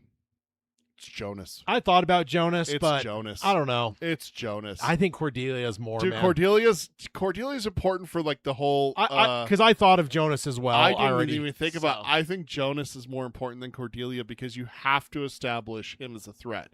If you get someone who's just kind of meh, you're gonna lose that whole threat of the big coffin hunters. And Cordelia, So maybe that's a two-hander where you need. I think that's where I go back to 1A, 1B. I think it's Cordelia and Jonas. I think yeah. But yeah, Sheemy's got to be like young and boyish, and then when we get to book 7, maybe he has some facial hair, long hair. But I almost think you change the actor. Like you have like almost like a very young actor, and then you have a much older actor. Because honestly, I almost think the best way to play that is literally the audience doesn't know. Like when Roland says, and I think that's the moment where it's just like hit the audience with that surprise in my mind. But yeah, no, I don't know. It was just I don't know how that came to my mind. Aside from Sheemy and Dinky and Ted Brodigan, maybe Mordred. But yeah, Mordred technically starts in 6 though, right? I mean, just because he starts there doesn't mean that he doesn't become important in 7. Yeah. You know? Yeah, I thought about Susan's first appearance might be in book 1, depending on your classification of appearance, you know? Yeah, because I thought about Mordred, and especially because, like, yeah, you got to play it right from the emotional side, but also just, like, even the effect. Mm-hmm. Like, if that's not done properly, like, that could. Blech. So, yeah, actually, I think I would change it over to. You think Mordred? I think Mordred, yeah. I thought about him earlier, and I forgot to say because he's the only threat there from once you leave Dandelo until you get to the tower. He's the only threat. Yeah. Plus, he kills the two most beloved characters in the entire series, Oi and Flag. Flag is not. Shut the fuck up. And then what about book 8? Went through the keyhole. The kid. It's got to be the kid, yeah. What's his name? Now you just made me blank. Because you asked. It's not Tyler, is it? No. God damn it. I thought it was just like a common boy name. We just read it like what? Well, that was probably a year or two ago now. Yeah. At this fucking point. God damn it. I was gonna say it was like less than a year ago, but that doesn't seem right. Jamie Skinwalker. Yeah, we got to get the Skinwalker right. Skinwalker for sure. Tim Ross. Tim. I knew it was a just a common boy name. Yeah, but I knew that. So I think Tim is definitely the easy answer for that one as well. So, I don't know how that entered my brain, but I was like, yeah, just because we that Jake one was obviously a good conversation last time, and I was like, oh, let's just expand that out. Yeah. Let's look at the supporting characters. All right, so now moving over to the news. The first thing we got here is King tweeting about other worlds than these. Oh, okay. Yeah, let me see here. There we go. What? So the first one is someone tweeted King saying, I finished the Dark Tower series by Stephen King. I don't know what to do with my life. And then King responded saying, read other worlds in these this fall, puts a cap on the Talisman book, and serves as the final Dark Tower book. Confirmation, my good man. Yeah. You know, so that deserves a... Is it? It's a sad thing a little bit. But dude, we get confirmation it's another Dark Tower book. Well, we've already had that. I mean, we thought. No, saying Midworld. Just because he's going to Midworld doesn't mean it's a Dark Tower book. A Dark Tower book means we are getting Dark Tower characters. Yeah, I thought Roland is showing up. We already had that. We did not have that. Yeah, we heavily suspected it. This is Stephen King confirming it. Yeah, I think confirmation. I think that I don't know. I didn't know you didn't log on to this because I've thought that pretty much. I mean, yes, we thought it, but now we know. We know. You could have known. I didn't know. The question I still have though is Roland going to be there or not, or is this just the fact that we're going into Midworld? How can we? No, that's what we're getting. That's what I'm saying. A final Dark Tower. How do you have a final Dark Tower book without Roland? I don't know. You can't. I don't know. If there's no Roland, this book falls. So, but I think the final part's the thing that's getting me. Yeah. That's the bittersweet thing. Where it's is like the bittersweet thing. This is the end. Yeah. The end of all things here. This is so, the end. that's a good song. This is the end of my friend. I love the Doors. So yeah, that's kind of interesting. And also, I will say on Threads, King does respond to people more than I've ever seen him do on other social media platforms. Really? So interesting. Next up, we've got him saying, I'm sorry, let me go back one. And so, because I speculated about a year ago that the Dark Tower was over because I was starting to do the math on it and just knowing like we're in the longest gap since any Dark Tower books ever had. I think we were getting close to double. So it was something crazy. It was to the point now where it's like, I think we're done, man. And then, of course I get proven wrong a little bit later, but it's like we now know we are happy to be wrong about that one. Yeah, no, but we got one more coming, but that's it. So then on 5/1, someone posted saying, I'm doing a Dark Tower deep dive with Cadnesty and Talking Scared Pod. I just want to say that Oi is my favorite character ever, and I never doubt your decision to put him in the books. I hope he's in Talisman 3. So I'm like, unless we're doing some time traveling thing here, maybe this person hasn't finished the books. But then King retweeted saying there's a Billy Bumbler named Richard in T3. If you liked Oi, you'll love Richard. He's the death on the gigantic midworld buzzards called plunges. He told us about those previously. He said they're like these scavenging bird things in Midworld. Again, there's been so much Midworld talk. That's why I've never doubted this is a Dark Tower book. Like, do you think that's the birds from the bar? The bar in Wizard and Glass, you see the bar. The pink one has horses.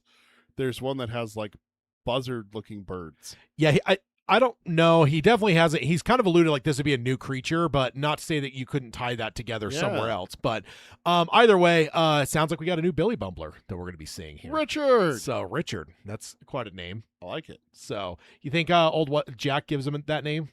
I think he already has it. You think he already has the name? Is he going to be talking? Of course.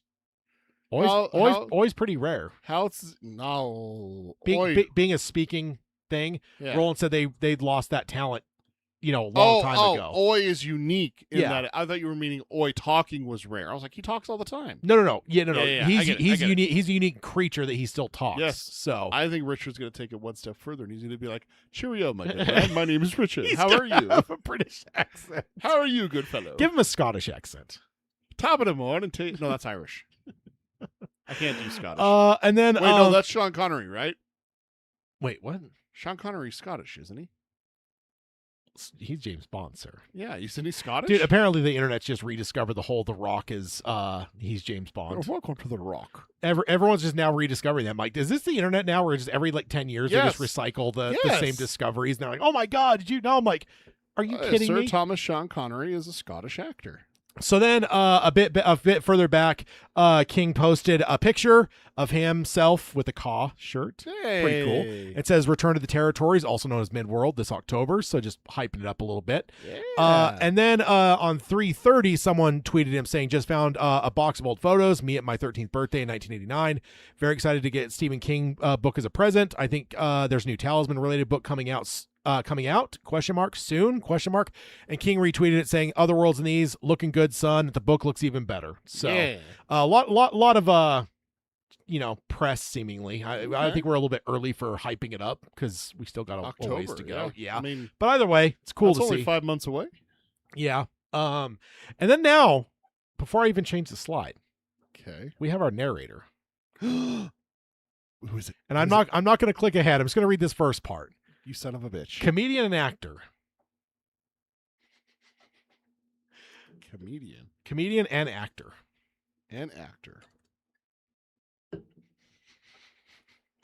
I guess I better get my slide ready too. But any guesses? No. Definitely out of the blue for me. Patton Oswalt. Ooh, okay. Patton Oswalt to narrate audiobook of Stephen King's final Talisman novel. Other Worlds in These is by Carly Tegan Dye from People magazine on April 16, 2026. Okay. This was originally an exclusive to People, but now, of course, the entire internet has talked about it. So comedian and actor Patton Oswalt will narrate King's upcoming audiobook, Other Worlds in These. Quote, and this is a quote from Mr. Oswalt himself. Quote, "I've been a Stephen King fan since I was 10. Yeah. His books are a huge part of how I fell in love with storytelling in the first place. So having the opportunity to narrate Other Worlds in These feels like a little unreal. Quote, being able to step into the Dark Tower universe and bring the final chapter of the Talisman trilogy to life is an absolute honor." So it sounds like, I don't know if I've ever known that he was a King fan before. yeah. So that's I learned that because there's a documentary about his late wife who she became obsessed with the Golden State Killer, so the serial killer. yeah. So she actually is one of the ones that helped bring him down. Like, it happened after she passed away, but he gave like interviews and stuff like that. And there was something that came up after that because, like, of course the algorithm started feeding me Patton stuff, where he talks about, is it Pet Cemetery or Cujo? One of them just like scared the living shit out of him Yeah. when he was a kid. So And the fact he called it the Dark Tower sounds like he's a Dark Tower fan. he too. is. So I just looked it up just because I'm just curious how many days until October 6th when this comes out. It's 150 days, good sir. yeah, it's a long ways away. That's not a long ways away. It very much is. 150 days is. We're not even to summer yet, sir. Not even the unofficial part of summer gonna yet. go by and we're pretty talking about fast. fall. We just talked about how fast how unbelievable yeah, it is. It's May. But we're old. So Exactly. I'm just saying. yeah. So 150 days is going to go by fast.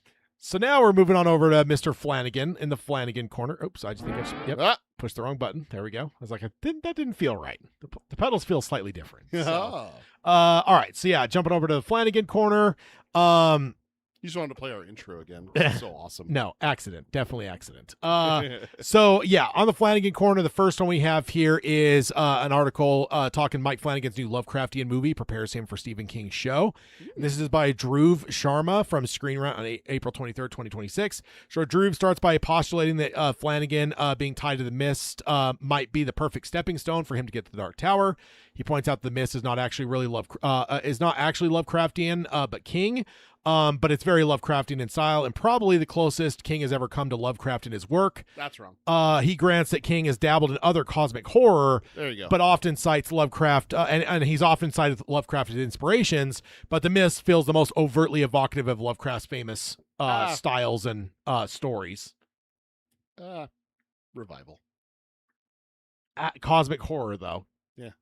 But I think Lovecraft's most famous shit's giant monster type stuff. That's true. So like cosmic horror's in there too. Yeah. But if you're talking the most iconic, like The Mist is probably the closest to what people think of with, Yeah. like, yes, there are nuggets and, quarter pounders at McDonald's, but there's one thing people think about with McDonald's. Big Mac. Big Mac. That's it. So Yeah. that and fries that are delicious for exactly 3 minutes. Those fries are. I'm telling you right now, I haven't had a good order of fries from McDonald's for 5 years. Got to order them salt free, man. Then they have to cook them fresh. I'm just telling you, I don't get fries anymore. I just don't. You just order them without salt, man. No, because I get a couple cheeseburgers and I get a 10-piece chicken nugget. nah, that's just none of it. So much better than those terrible fries. McDonald's doesn't have good fries. I'm sorry. Oh, they do. Sir. I'm sorry, they don't. You just got to get them fresh. Even fresh, they're not good. Oh, they are. I've had fresh McDonald's fries in the last 5 years. It's still not that good. Oh, that's one of the only good fries left in subpar fries. It's one of the only good fries in fast food. Wendy's fries are better. They're terrible. Ever since they changed them, they're Wendy's god-awful. fries are better. They're god awful. So good. I don't think there's a fast food place I really even eat fries anymore except for McDonald's because they've all changed them in the last like 15 years and they're all terrible. Carl's Jr.'s Jack terrible. in the Box has good fries. Jack in the Box has good fries. I don't know. I've never had their fries. They have good fries. So they have because you don't get fries. They have egg rolls. You get egg rolls. So he goes on to say that The Mist. So how do you know they have bad fries? Well, they don't count because I didn't grow up on them. Everyone else I grew up on that they used to have. Everyone had much better fries 20 years ago. That's true. I mean, everyone had better fries back then. That's true. But yeah. So then he goes on to say McDonald's had good fries. Oh, they have good fries. They don't. He then goes on to say The Mist and The Dark Tower are written years apart. Although my question would be, what part of The Dark Tower is he talking about? Because like The Dark Tower is written over like what, a 40-something year. I mean, now even longer because you have to add up to 2026 now. Yeah. But yeah, he says they do share a lot of intriguing common ground. He then mentions Toadash Space and Project Arrowhead. He then talks about the theories we've discussed before, which are the creatures that escape from Project Arrowhead, denizens of the Toadash Space. He also used denizens. I had to use that because that's a fun word. That's a good word. It's a good word. I like that word. Also, is Project Arrowhead a thinny, which we're obviously we are very fresh on with thinnies with the fourth book. Is there a thinny there, and that's what Project Arrowhead's actually tapping into, that thinness between, and they're actually opening up Toadash Space versus going somewhere else. So we've talked about all that before. Do you ever get the idea that thinnies are a thin space where worlds collide? It's the very beginning where reality is thin. That's what Roland says at the very beginning of book 4. I guess we're a ways away from that now. We've just dealt with the thinny in Magus. I'm just trying to think of a single example where it shows another world. I mean, they're walking along the freeway. Nobody says it's a different world. Toadash darkness is that's like the outside of reality. So is that what the thinnies are breaking into is Toadash Space? Okay. Then you open it up. I was thinking of another level of the tower, and I'm just like, did they come through the thinny then on Blaine? Is that what we're trying to say? Because but if it's going to Toadash, okay, that makes sense. Yeah. Yeah, so, he then also points out that Darabont's film has Drayton painted the Dark Tower poster, but of course that's not really a textual connection. It was just Darabont being a fanboy and slipping in an Easter egg. Also, shout out to the late Drew Struzan, who painted said poster.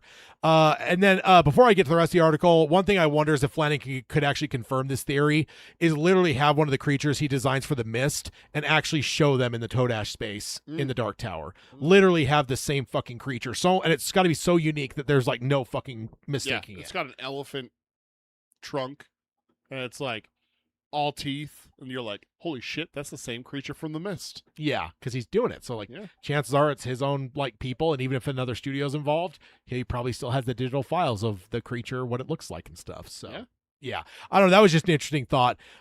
He then closed out by saying how now is a perfect time for the Dark Tower as we're seemingly in a new peak for King adaptations.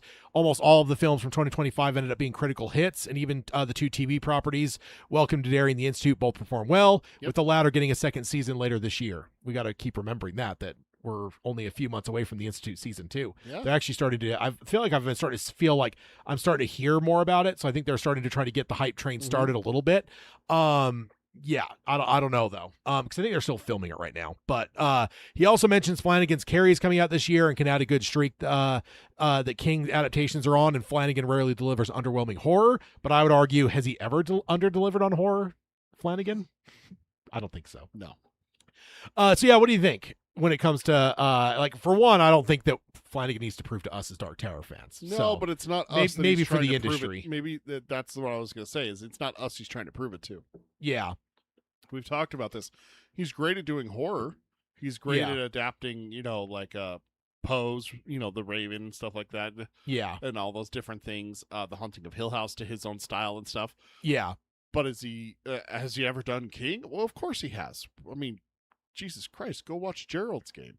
The most unadaptable book of all time was adapted into a brilliant movie for Netflix. And Doctor Sleep. And Dr. Sleep. I think that's that's as unadaptable in a lot of ways because Yeah. you as a movie because you now have to fight against King and Kubrick. So yeah. you've got to walk that line. Absolutely. And he walked He takes it. the two most unadaptable things and adapts them brilliantly.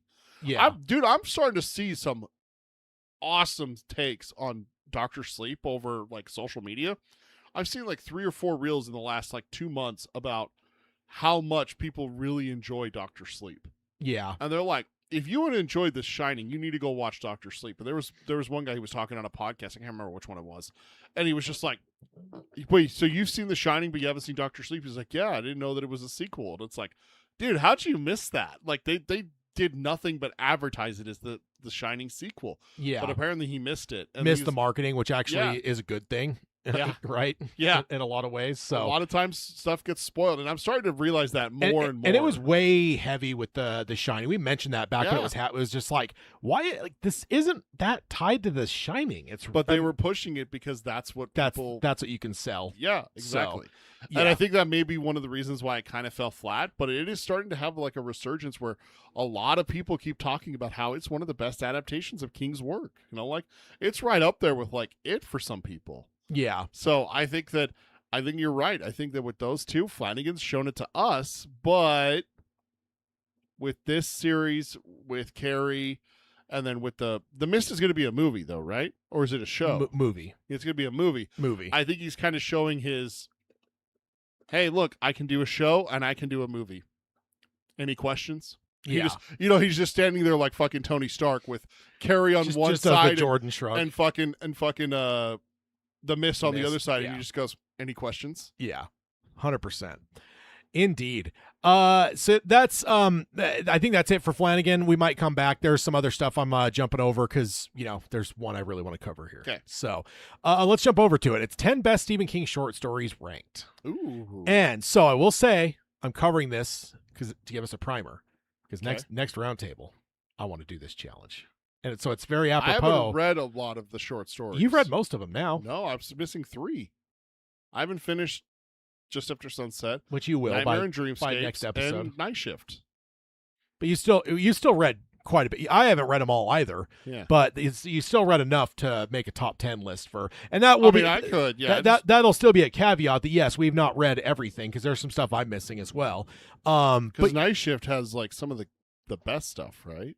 yeah, the most adapted and stuff. Yeah, some of the most iconic stuff's Yeah. in there for sure. So yes, that's a challenge thrown out there. So favorite short stories. Also, We'll be doing that in a month or so. Probably we'll see. What's yeah, that would be June 6th? yes, Yeah. June Okay. 6th, indeed. Okay. All right. So he also points out that he left out novellas. And so, and this is genuinely only short stories, and we'll do likewise. So he mentions like that's why you're not going to see Rita Hayworth in the Shawshank Redemption and Okay. that kind of thing. So short stories, not novellas, which I think is a good split on that. So I don't really have any. I didn't build out like the slides and stuff because he didn't really. I mean, most of these short stories don't have like secondary covers. Some do, but most don't. So Okay. there wasn't really a lot to do for pictures on this. So number 10, he has The Raft from Skeleton Crew, 1985. That's a good one. That is a good one. He says, you're going to see the Skeleton Crew well represented here because it's a rather strong collection of short stories. Well, The Mist is there too, which is a novella, but most of the stories are short ones rather than medium-length ones. It's kind of worth mentioning The Mist when talking about The Raft because they both scratch a fairly similar itch. In a sense, both are about confronting about confounding and horrifying creatures with the characters of The Mist trapped in the supermarket for much of the novella, and characters of The Raft are trapped on, well, a raft. And there's something in the lake that's starting to attack them. And yes, it's all very simple, but what all you need when the story is only about 30 pages long, it's execution that made The Raft work and feels properly scary with some truly grisly imagery conjured up by King here. And I love this fucking short story. So That one's good. yeah, I love that one. Next up, number 9, he's got Night Surf from Night Shift. He says and the Night Shift's 1978. He says the aforementioned Skeleton Crew is the second short story compilation by King that he had published, and almost just as good as Night Shift, which was his first. So at the risk of spoiling things further, you're just going to see Night Shift pretty well represented here, with stories like Night Surf being a vintage Stephen King from all of the best ways.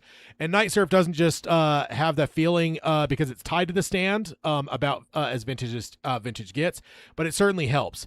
In a good way. It feels like it's a deleted scene from The Stand, specifically one dealing with the world falling apart with the virus known as Captain Trips that's starting to spread.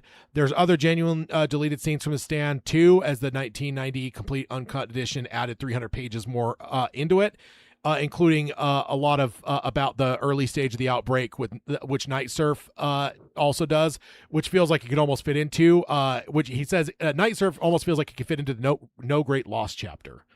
So I've actually never read this one. I have Night Shift on Kindle, and I've started it, but I'm not super deep into it or anything. So, and then number 8, he's got 1408 from Everything Is Eventual. Good movie.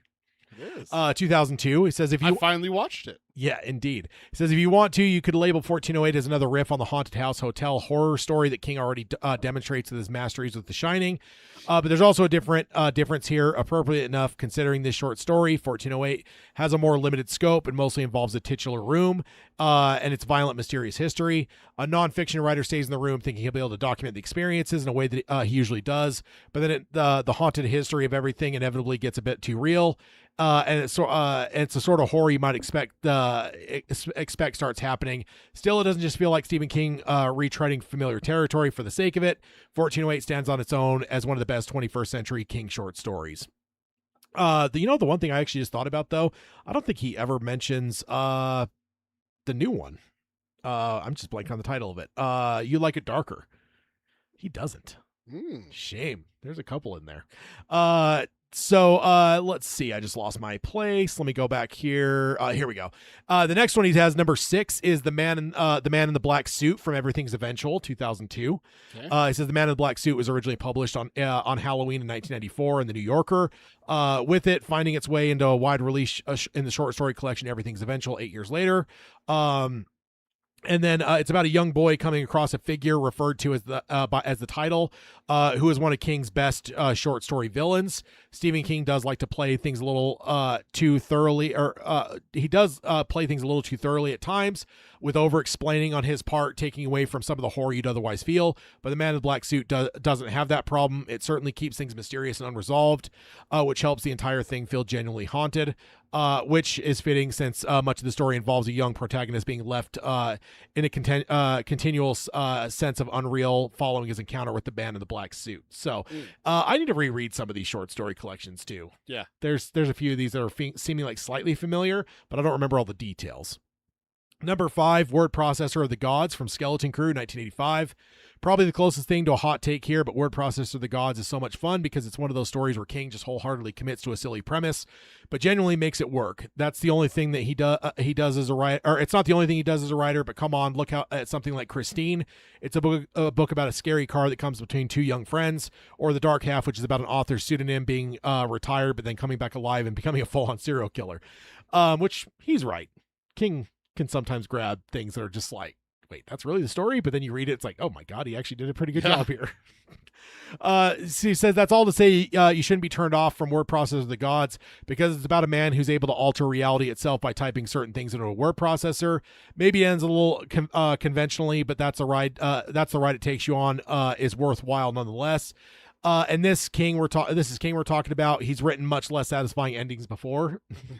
So, number 4, Quitters Inc. from Night Shift, 1978. Another somewhat gonzo premise confidently committed to is Quitters Inc., which is one of the most compelling stories in Night Shift about a middle-aged man who smokes heavily and what happens when he introduces to the titular firm that is said to be the almost supernaturally good at making people want to quit smoking. Addiction is a reoccurring thing throughout King's stories, and the writer himself has rather been upfront about the substances he was addicted to in his early career. So that's likely the reason why Quitters Inc. hits so hard that as it does. There's a great sense of escalation throughout it and strikes a balance between both being anxiety-inducing and page-turning. And one of the other things, too, I love is that some of the picks he has here are definitely not what I would have picked. So that's why I'm excited to do this ourselves. And then he's got number 3, Children of the Corn. He says it might be have most sizable legacy of any King short story, thanks to it birthing a ridiculously long-running film series of the same name. But only the first movie has any real ties to Stephen King. Don't worry about the movies too much, even if there's a lot of them. As for Children of the Corn, the story appears in Night Shift. It's pretty great. It involves a married couple seemingly hitting and killing a young boy while driving through Nebraska. But there's evidence he was already dead, and then things eventually get strange and supernatural to a great extent. While horror stories about creepy kids might sound a bit played out, King does it with a lot with the concept here. Probably the highlight of it overall, rather strong collection of that is Night Shift, and then one that I think we probably both agree with, number 2, The Jaunt. Oh yeah, from Skeleton Crew, 1985. So good. I have a feeling this will be on both of our lists. The Jaunt rivals the very best of Stephen King's novels, but it fits in a very short thing here because it says it's one of his most effective short stories. He says he's not going to go too deep into it and spoil a whole lot, but the possible consequences of teleportation technology exist in the 24th century. Like all the stories mentioned before, The Jaunt does a lot with a little. And it's almost a shame that King only explored this concept in about 20 pages rather than 200 or more, which, yeah, that's always my favorite thing when you hit a short story where it's like, why isn't this a novel? Yeah. Oh, give me more. Yeah. There was one in You Like It Darker. I don't remember what it was, but we both were just like, dude, why was that just Danny Coughlin's Bad Dream? No, because that was a novella. It was a novella, yeah. But there was like one of the shorts in that where we were both just like, I'm looking at that because like I looked up Stephen King short fiction bibliography. Yeah. And at first I thought You Like It Darker only had novellas, but it's weird how they have it separated here. So I pulled up You Like It Darker, and they have The Fifth Step, Willie the Weirdo, Onslide Inroad, Red Screen, The Turbulent Expert, Lori are the only short stories. Rattlesnakes, The Dreamers, The Answer Man, and Danny Coughlin's Bad Dream, and Two Talented Bastards are all novellas. And none of those ring a bell for me, aside the one that stood out for me on that one is Danny Coughlin's Bad Dream, which I know was a novella. Yeah. So it's like I'm trying to remember which one from You Like It Darker that it was, because I remember that us having that conversation. I don't remember which one it was off the top of my head. But either way, as we go in and do our research, I'm sure we'll maybe discover it. But sometimes though he just leaves you hanging there, where it's like, come on, King, this could be a 400-page novel. Just give it to me, man. And I'll tell you right Danny now, Coughlin's Bad Dream could have been too. I'll tell you right now, there's one in Just After Sunset that pisses me off that it's not a full-fledged novel. Yeah. It's Gingerbread Girl. Yeah. Do you remember that one? Yes. I don't not all the details, but I remember really liking it. Because honestly, it's one that over the course of doing the show, it's one that I've seen referenced a lot. So like when I was reading it for the first time and I got to it, I'm like, oh, this is, sometimes that hits where you're just like, oh, I've seen this title a lot, so I know this is probably going to be a good one. And I remember really, really loving it, but I don't remember the details. She starts running after her and her husband lose their baby, and then while they end up separating, her and her husband, and so she moves into her dad's it's one of the Florida ones for King. Moves into one of those Florida towns, houses that's off the mainland, like you have to take a bridge to get there. Yeah. And no one else is there until the guy who runs the bridge points out that one of her neighbors has come back with one of his nieces. Yeah. Oh, yeah. Yeah, I remember Ring a bell now? Yeah. That could have been a full-fledged novel. I don't know how he only did a novella out of that. Yeah, there's some of them where you're just like... Also, Hollywood, what the fuck are you doing leaving that just sitting there? Yeah. That's just... that is a hour-and-a-half suspense movie just waiting to be made. The monkey was sat on the shelf for like 40 years. Yeah. I'm telling you, Hollywood, if you haven't made The Gingerbread Girl in the next 5 years, what is wrong with you? Because I can tell you right now, Florence Pugh would kill it. Yeah. Would kill it. And number one probably isn't a surprise to a lot of people on his list here. Skeleton Crew, 1985, Survivor type. Cannibalism. The guy that eats himself. Oh shit! Okay, it took me a second to remember the name. King calls it his most grisly story he's ever done. So, and he says, yeah, he says you kind of knew. Or this is one of the ones he says you wish you was longer. Survivor types about a man who gets stranded on a tiny island after a shipwreck. King makes it interesting though with a few twists. The man is kind of a terrible person. He's knowledgeable and resourceful surgeon, and he's stuck on an island with a large quantity of drugs. He was involved in drug trafficking. That adds a karmic aspect to the misery, which is frankly darkly funny. And then further, Survivor Type also has inventive structure, with it being a series of diary entries written by the man, and that's where it goes in terms of being a psychological horror story. Is genuinely alarming and appropriately intense. It also has everything you could want from a horror story that can be burned through in under a half hour. But what a half hour though. So yeah, I wanted to cover it. It's a fun list from his perspective. I disagree with it quite a bit. I would have a completely different list, I'm sure. But yeah, I want to throw the challenge out there because we haven't done a challenge on this show for a while. Not for a minute. It's been quite a bit. So yeah, and then of course, for anyone listening, if you want to send your list in, you can definitely send in your lists as well to show@darktowerpalaver.com. And yeah, that's the email. Send them on in. All right, so we'll go ahead and hit odds and ends here. So yeah, odds and ends. The first one, The Outsider, is hitting the charts again. Ooh. It is top 10 on HBO Max currently. Good. So I think it was at number 9 last I saw. So that's pretty cool. It's always cool because I think that was one I'm still kind of bummed didn't get an addition. I think they could have done some more seasons. They were thinking about it, weren't they? They did, yeah, because it went from being a limited series to a series, and then they were just like they didn't pick up the option for season 2. So kind of unfortunate, but yeah. Let's see. I lost my picture on this next slide, so give me 1 second here. There we go. Next up, oh, I'm sorry. I did the wrong title on this too. Man, right. I'm really screwing up the pooch. So it says The Running Man, but it means The Long Walk. Oh yeah, okay. Oh, never. I'm sorry. I have the wrong. What the hell is going on here? There. No, it's because I have a duplicate slide. That's what fucked me up here. Oh. There we go. So the Long Walk is finally streaming. That's what I meant. Yeah, I don't know how the hell I got that duplicate there. But yeah, it finally hit. It's on Amazon Prime. If anyone has not seen it, please go fucking watch it right now. It is one of the best. I think it might be one of the best that came out last year. I mean, probably The Life of Chuck is the best for me, but this is probably number 2 and a strong fucking number 2. And I did not have expectations for this movie. Wait, are we talking straight adaptations or just King in general? What? Because Welcome to Derry is the best. No, movie. Oh, movies. Okay, Movies. Okay. Yeah, movies.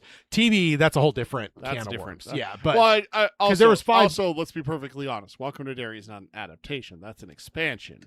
Because there's nothing in it that is in there. There's a few allusions a little bit to some events, right? I mean, that's like saying, like, yes, me making this movie over here about that Solo is a main Star Wars picture. So what you're saying is that Welcome to Derry is like the EU. It's like one small little thing gets mentioned in the Star Wars trilogy. They make an entire fucking novel out of it.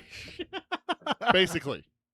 I mean, that's what they're doing, basically. Yeah. They're just expanding on the black spot. Yeah. Next one's the Kitchener Ironworks, and then we're going to get the Bradley Gang. And Yeah. Next up, we've got an interesting one to maybe add to everyone's list here. A new show is out called Widow's Bay, and it's being called Stephen King Meets Schitt's Creek. So. Okay. I don't know much about it beyond that, but it's getting a lot of hype right now. And when I heard that, I'm like, okay, I'm adding that to my list now. So you have my attention. Yes, indeed. I need that button. Well, add it to the list. That's going to go on the list. You just made the list. And then next up, we've got, let's see. So King does an intro for a horror short story collection by an author named Nat Cassidy titled I Know a Place, Rest Stop, and Other Dark Detours. In the intro, King says, quote, "These stories are fucking great. They rule, so read them." And this is from the publisher. It says there are locations in this world where light doesn't seem to reach, where no matter how illuminated the place might be, shadows creep too strongly to fight back. A suspiciously empty gas station rest stop in the middle of the night, littered with googly eyes, a doctor's office where a bottle of booze and tear-stained folders wait on his desk, a tech millionaire's haunted kitchen, a Bible-quoting ventriloquist dingy apartment. What? A Bible-quoting ventriloquist dingy apartment. That might have sold me on the book right there. That, okay. A yoga retreat in the middle of the desert, silent except for the screaming. These locations are more your destination for best-selling author Nat Cassidy's will be your guide, featuring Bram Stoker award-nominated, critically acclaimed novella Rest Stop. So that's going into the author. But yeah, sounds like a very interesting collection. I might have to buy that. And King seems to love it. So yeah. He did the intro. Then we have Uncle Stevie Recommends. He's finally doing some more of these. Hey. So first one, he said Paradise on Hulu, 2 seasons available, 1 more to go. This is great entertainment.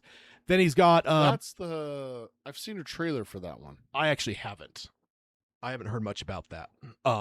So I don't know. It's not one of those creature shows, is it? No, that's seasons. No. A Secret Service team is tasked with safeguarding a former president, but it's post-apocalyptic. Oh, you have my attention. Yeah. Paradise is an American post-apocalyptic political thriller television series created by Dan Fogelman. All right. Well, you got me now. So, yes, sounds good. Next up, he's got Monsters in the Archives, Carolina Bix. This is the best book about my process I've ever read. I think it comes out in April of this year. So I'm not sure exactly what he's talking about there, but book recommend from him. And then he's got also The Oracle's Daughter by Harrison Hill. This story is about the rise and fall of an evangelical cult, and it's terrifying, gripping, and all true. I couldn't put it down. It would make one hell of a movie. So King's talking to Hollywood like you are. Mm-hmm. Although Hollywood might actually listen to King. I don't know if they're listening to you, sir. Probably not. I mean, the Batman 2 is still not coming out here in a few months. So fucking another year. And then Monsters in the Archives, My Year of Fear with Stephen King, a book by Caroline Bix. Yeah. Oh, okay. So it's kind of about Stephen King then. Monsters in the Archives, My Year of Fear with Stephen King by Caroline Bix is a book that explores Stephen King's creative process by analyzing his early drafts and notes from his iconic works like Carrie, The Shining, and Pet Sematary. Okay, because sometimes there's like a writer will do a book like on writing, and then King just says like, "Oh yeah, it's kind of on my it's like my process." Like, so I wasn't sure. This is actually about Stephen King. Oh, okay, so must add it to the list then. Yes, that is. Oh shit. And then last up, we've got Lord of the Flies on Netflix. King says, "I had my doubts, but it's remarkable. Captures all the horrors and mystery of lost children descending into." Well, you decide. So, yeah. So it sounds like that's controversial too for some reason. Apparently, there's some people saying it's really good, and other people are saying it's fucking terrible. Really? So, yeah, it's very, very divisive. But it sounds like King's a fan. That popped up on my my thing on Netflix the other day. On the old Netflix recommends. All right, but yeah, that is it for the episode. There's a few things I skipped over, but I'll add them to another episode in the future if they're worth covering or not. I don't know. Sometimes I grab some news articles that are just like, oh, they might be cool, but they whatever. But I wanted to get a short story one because I wanted to throw that challenge out for next time. I just want to throw this out there. I just looked up Lord of the Flies on Netflix. I will say divisive. IMDb 6.6 out of 10. That's not exactly like stellar, No. and everything like that. Rotten Tomatoes 96%. But when you go to the audience score, 58%. Okay. Yeah. It is kind of all over the fucking place here, isn't it? So I wonder if the question comes down to is the people's review depends on if they've read the book or not. That could be it. That might be it. All right, so we'll jump on over to the. I always forget. I keep forgetting I have an outro slide now. Yeah, it's pretty much the same as the intro slide, but same thing. But either way, closing on the closing side. If you want to subscribe to us, do it on any podcasting delivery service of your choice. Stream us on Spotify, Amazon Music, or Audible. Join us live for the live streams here at youtube.com/darktowerpalaver. Like, subscribe, and ring the bell for notifications. And then, of course, the show notes are over at darktowerpalaver.com. All the links to all the articles we covered in this are over there if you want to go check them out. Also, if you want to support the show, you can do that at patreon.com/darktowerpalaver. And if you want to contact us and send in your lists, Top 10 short stories. Not novellas. No novellas. I don't know how I'm going to police that necessarily. I don't know if I'm just going to like nick some off people's list if they put novellas on there. Or respond to the email and be like, hey, just so you know, number 7 is a novella. Yeah. So generally, I think the general rule of thumb with novellas, if it has chapters, generally it's a novella. If you want to see a list, I did find on Wikipedia, it does list everything. It's kind of helter-skelter, not by collections. It's by when it was first published. Yeah. Which kind of throws you off because like some of the stuff is published before and then added to a collection later, but it does sort it by what type it is. A poem, a short story, or a novella. So just look up Stephen King short stories and then go to the Wikipedia for his short works bibliography. Okay. Do that. Follow that. Tad, look that over. See if there's any that are on there that are. It is Wikipedia. No, Wikipedia is pretty legit. Okay. Man. I know everyone So- likes to shit on it, but they have some like moderators and shit on there that are like fucking hyper focused on shit. So They got a bit of the tism. yeah, pretty much. But yeah, if you want to send your list in, Show at darktowerpalaver.com. Find us on Threads and Instagram. It's Dark Tower Palaver. Apparently follow Stephen King too because he responds on there. And then and certainly not to everyone. I'm sure he probably No, gets no, thousands obviously. of people, but he does actually respond like to like fans more. Like I feel like in the old Twitter days, he'd only respond to like actors and stuff. Yeah. So and then we have our Blue Sky. It's at darktowerpalaver.bsky.social. And then Twitter at Dark Tower Pod. That's at Dark Tower Pod POD, all one word. Facebook.com/Dark Tower Palaver. And then check us out tpublic.com/user/Dark Tower Palaver. Get yourself a #TadIsTerrible t-shirt. Pillow. Gym shorts. and R.I.P. Fanny pack. Maybe R.I.P. Ermont. That's another I one. we want should someone to signed. get a fanny pack and send in a picture because Tad hates fanny packs. They don't offer fanny packs, do they? Yes, they do. Oh my They offer fanny packs. I'm going to buy a fanny pack now. I'm going to wear it right here. Fanny pack. I will make fun of you. All right. But yeah, that's it for this episode. We'll be back in a fortnight for our next book club where we are moving closer to the Emerald Palace. Yeah. So let's go see what's going on. I mean, we all know on the roundtable side what's going on, but There's no yeah, place like home. Can't wait to see our boy. Ugh, One of those beloved characters in the Dark Tower series. disgusting. All right. We will sign off as we always do by saying long days and pleasant nights. Long days and pleasant nights, folks. All right, everyone in the chat. Not that we was that active today, but I know we've had some listeners throughout. I saw it on there. So, yeah, long days, pleasant nights. Thanks you guys all for joining us. And, yeah, we'll see you guys in a fortnight for, another, I don't even remember what number, but book club, next one up. Can't wait. 37. Yeah, whatever it is. It's some high number. I think it's So, like 33 if I remember right. yeah, it's getting up there. All right. See you guys. Bye, everyone.